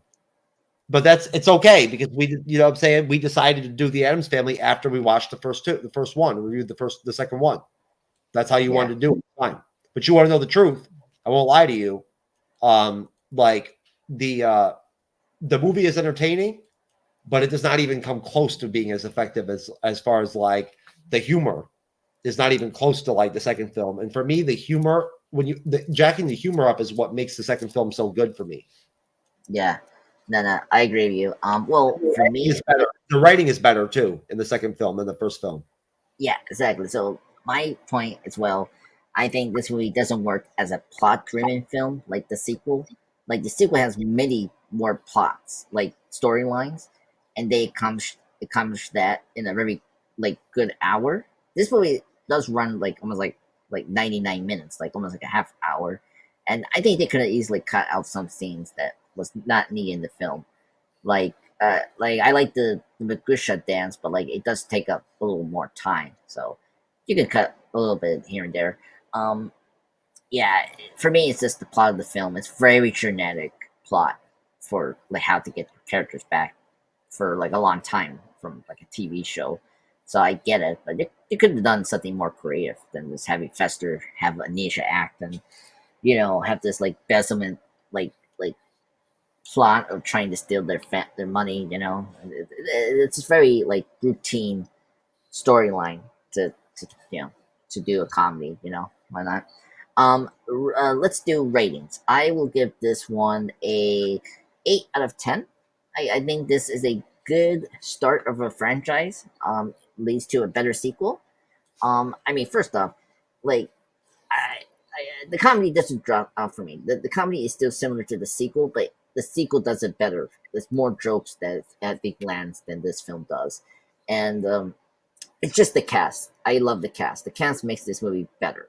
Like Raul Julia, Anjelica Huston, Christopher Lloyd, Christine Ricci make this film very enjoyable to watch.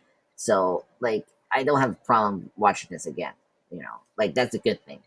Where sometimes I don't watch the first movie as often like the sequel. So that's my point of view. What's your rating, buddy, Jeff? Um, I'd say a 7. Okay, I agree. It's not a. I guess Yeah, not. I'd say a 7. I mean, again, um, you know, uh, Morticia and Gomez they steal the film Yeah. more in this one than Wednesday and Pugsley do in the second film, right? The family is more of an ensemble cast, right? That all kind of equates to like what makes the second film good. Yes. Whereas in this one, you kind of need Morticia and Gomez to lead the show, right? In order for it to be like as good as it is. Without their performances, if their performances weren't as strong in the first film, if they weren't as good as their characters, great casting, by the way, Yeah. excellent casting of Morticia and right, like these are difficult characters I'd imagine to play, right? So that like I don't know, it's interesting wondering who else would have played these characters besides this actor and this actress that would I have mean, been good at it, right? But these two, like you can't imagine the Addams Family movies without them playing these characters. And the casting of Christina Ricci as Wednesday was like genius. yeah. No, no, I agree. It's tough to see the Addams Family like this is the definitive version of the Addams Family. I think we got a couple good, Wednesday in the past now. With Jenna Ortega, I think she's up there with Chris Christie, but still, like Chris Christie is still number one as Wednesday. But yeah, so let me do this. Let me do plugs right now. So here down below you see the MCU Bleeding Edge links here. Check. So let's Oh, thank like you, sir. yeah, no problem. So let's talk about our plans for this week. So Monday, tomorrow, we are going to do a review on One Division EP 5 re-review. That's going to be awesome.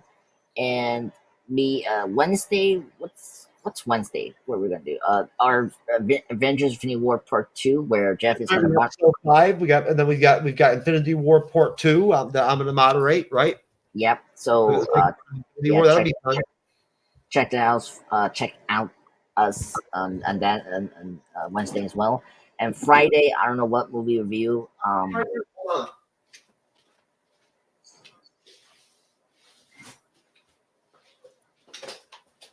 I should have it written down. Me and Cyber went over it. As long as I didn't write it in a different, in like a notebook, I should have it right here in my scheduling book. I bought a 2023-24 scheduling book finally. Oh, awesome! That's awesome. To go ahead and start getting next year straightened out. Yeah. Let's see here. Okay, so let's see here. We had Event Horizon. Yeah. And so we've got. Where the hell did I write it? I'm trying to remember. Let me see. I I got it right here. Here we go. We're doing. Oh, guess what? What? We forgot about Ant-Man and the Wasp. So yes, I remember. after Infinity War Part 2, that Wednesday after, we're going to have Ant-Man and the Wasp. Then So Endgame. Okay, so Friday we're gonna do Ant-Man and the Wasp. No. This Friday coming up, we are doing the Truman Show. Okay, I'm gonna be in the Truman Show. I like the Truman Show. Friday the 1st. Okay. We have the Truman Show. Awesome. And then the Friday after that, we've got the Cable Guy. Cable Guy. Can't go wrong with that one, right? No. And then after that one, we're finally going to do Back to the Future. Remember we decided to do it that one night? Yeah, and Cyber was kind of sick. That'll be our last movie review. Before we start on the 22nd, we start off What If with episodes 1 and 2. Okay. Then you get to bust out your spiffy. Finally get to see you in your What If Season 2 T-shirt. Mm-hmm. Yeah, I tell you, I don't want whatever a T-shirt. Why you don't like it? Nah. I had to be conservative. I mean, I got new hangers now, but I don't know. I'm not interested in getting the What If shirt. You don't like your What If Season 2 T-shirt? Oh man. Yeah. I mean, I have. I mean, you didn't mail it yet. No. That's right. You didn't want it. I forgot. Yeah. So you were adamant. Yeah, folks. He yelled at me. He yelled at me because I wanted to buy a What If Season 2 T-shirt. I forgot. I'm not even going to talk about it. I forgot all about the What If Season 2 T-shirt thing. No, it wasn't an argument. I just don't no, thank you. I don't need that, please. That was intense. I felt bad. No, relax. Don't worry. I just didn't. I don't need a shirt right now. What if? But Echo, I'll definitely want an Echo T-shirt. I'll get you an Echo T-shirt. You know what? I need to order Echo T-shirts. Let me write myself a note for that. Yeah. That I'll be totally fine. That's Echo T-shirts. Yep. And then I have some shit on here about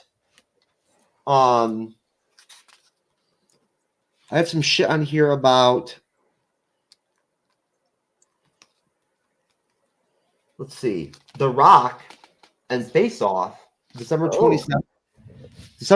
Back to Wednesdays. On December 27th, folks, the back to the main Wednesday show, we've got The Rock. Okay. We've got a Nicolas Cage doubleheader. And you're gonna be surprised at this one. I guess who picked which one on this one. I was even surprised. Cool. I thought I picked Face Off, but no, I didn't. I picked The Rock. And then for the third, Cyber picked Face Off. Awesome. Yeah. The Rock, I'm gonna be in that, and then Face Off, I'll definitely be in it. So those two, All right. I'll write you down for. When we get after the show, I'll put that down. Then January 10th, we have Gangs of New York. Gangs of New York, good movie. But when does that come out? What? Gangs of New York? When does Echo come out? When does Echo Oh, drop? Echo, January 2024. I think the 10th, something like that. Hold on. It is when Echo drops, the 10th. So we're not doing Gangs of New York that night. We're doing freaking Echo, the first Echo review. Yeah. Well, stupid thing. I got it. Yeah. I think it's the 10th, but I should be wrong with the timeline. I got it. Yeah. January 2024. Where's the actual date?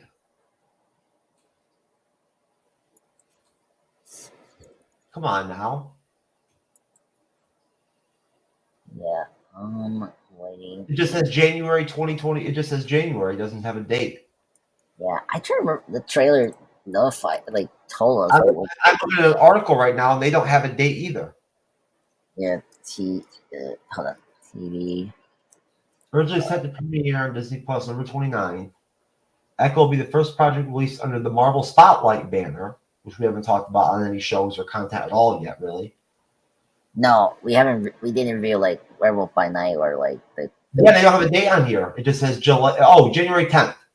It is January 10th. So fuck there is no Gangs of New York review. I don't know what the hell me and Cyber were tripping.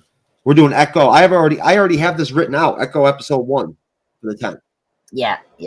January 10th. Yeah. Okay. And then we've got Echo all the way through January on Wednesdays until we go week by week till we get to the 5th episode. We'll be into February on that bitch. That's good.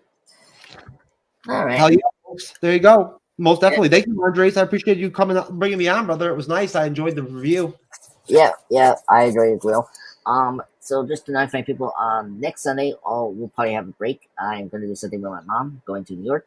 So just want to make sure, because I don't know if I will make it on time to do the live stream, or I'll be very tired. Just get That's back. okay. I've got reaction videos with Kelly next Sunday. Okay. Anyway, right? You know what I mean? And that'll give me time to I'll go out that night or whatever, whatnot. I'll go out and have drinks or whatever, whatnot. Since I've been going out a lot lately and whatnot. And there's more single women out usually at the bars I go to on the weekend nights and during the week. So. Oh my God, that's funny. All right. Well, hey, you got a plan. So so our next review, I'm hoping to get. Thank you, Andre. Thank you for freeing me up so I can go chase pussy. Yes, you're very welcome. Because I need the time with my mom. The holidays are coming, so because I need to go New York again. It's a very fun place. I got a surprise for you when we finish the show. Wait till I tell you. I bought some props for me, you, and Cyber for the show that are going to be fun to add to the show. But it's going to be interesting. Oh my God, that's hilarious. Oh my God. Anyway, everyone, I hope you guys enjoyed the Addams Family first film review of the live stream. Me and Jeff will be back again. I'm thinking I want to do Lost in Translation as our next one. The Bill Murray and Scarlett Johansson film. Why don't we pick a classic TV series and review it? Why don't we do some throwback TV shows like Long or SVU or something? Whatever. We could do some season recap shows. You know what I mean? Whatever. Let's switch over and do some TV on your Sunday shows. I mean, I prefer doing TV episodical stuff. I also don't mind doing full season review stuff. I like doing that too. Yeah. Well, actually, you know what? We can do that. Actually, that'd be a great way to kind of give us a chance to review some stuff like that. I know that I would have loved to go back and review the first season of Daredevil, right? Yeah. But obviously, there's no point in going back and episodically reviewing it because who's really going to pay attention? It's an old show. But we could do a season 1 recap show on it. You know what I'm saying? Okay, I think I got 2. We can discuss after the show. We can do that. And we could also, of course, there's DC animated shows like the Batman DC animated shows that we could do season recaps too, or we could do episode reviews too. Okay. And you like that shit, right? Yeah. I definitely want to do. We could cover some DC content. You like DC? We can do some different stuff that you like and I like. That's just different. That's all. Yeah. Yeah. I think I like that. I'll definitely talk to you about that. Yeah, and then we can slip in a movie review in between, back and forth. Okay. All right. That way we can change it up and make things interesting. You know what I mean? Yeah, Talk yeah, about it. yeah. I'll definitely think I know about you've that. got a whole list of movies that you want to review. No, do me a solid though. The next movie that we review, pick something that's rated R. So that you know what I mean, like like change it up for me. You know what I mean? If you Yeah, don't mind, yeah, folks, you yeah, don't mind. I hope you don't mind us. This is how we work out the creative processes. This is what our impression like sessions are like. We just bullshit. So yeah, just if you could do me a solid, just slip in like one. I don't care what you pick from this one up to that. yeah. Let's just slip in like Jackie Brown or something, or like Okay. slip in something R rated that's like what do you think about the Guy Ritchie films he did over in the UK, the gangster films he did like Lock, Stock, and Snatch. Two Barrels, Snatch. I mean, I don't mind Guy Ritchie. Oh, actually, I like his friend Matthew Vaughn. I think there's one that we can Did do. you ever see that UK British gangster movie with Daniel Craig called Layer Cake? Yes, I was. That's what I That's was talking. a fucking movie, bro. Yeah, yeah, yeah. Oh my god. Well, next year is going to be his 20th You were anniversary. gonna mention that? Is that what you're about to say? Yeah, that I was going to mention Layer Cake because I was thinking about that. I was like, I oh, haven't seen that in a long time. That I used to watch that in rotation on HBO back before my TBI, right? When right, I used to right. watch movies like you do. You know what I mean? Yeah, Like yeah, that came out a bunch of times, and I watched it a bunch of times. yeah. I agree. I agree. I rented Anyway, it. Time it looked cool. I like Daniel Craig. It looked cool, so I rented it at Blockbuster. oh, that's good. Oh, do you have the DVD of 28 Days Later? I have a question about that one. Oh, and so you know what? I forgot all about it. My Okay. bad. You know No, what? no. When we get done, let's wrap up and whatnot, everything, right? And then when we get done in the studio, I'll just jump on Amazon and I'll buy it right now. I'll order it. Okay. Okay. All right. Well, everyone, thank you so much for joining the show. We'll be back soon. Have a good night and ciao. Peace.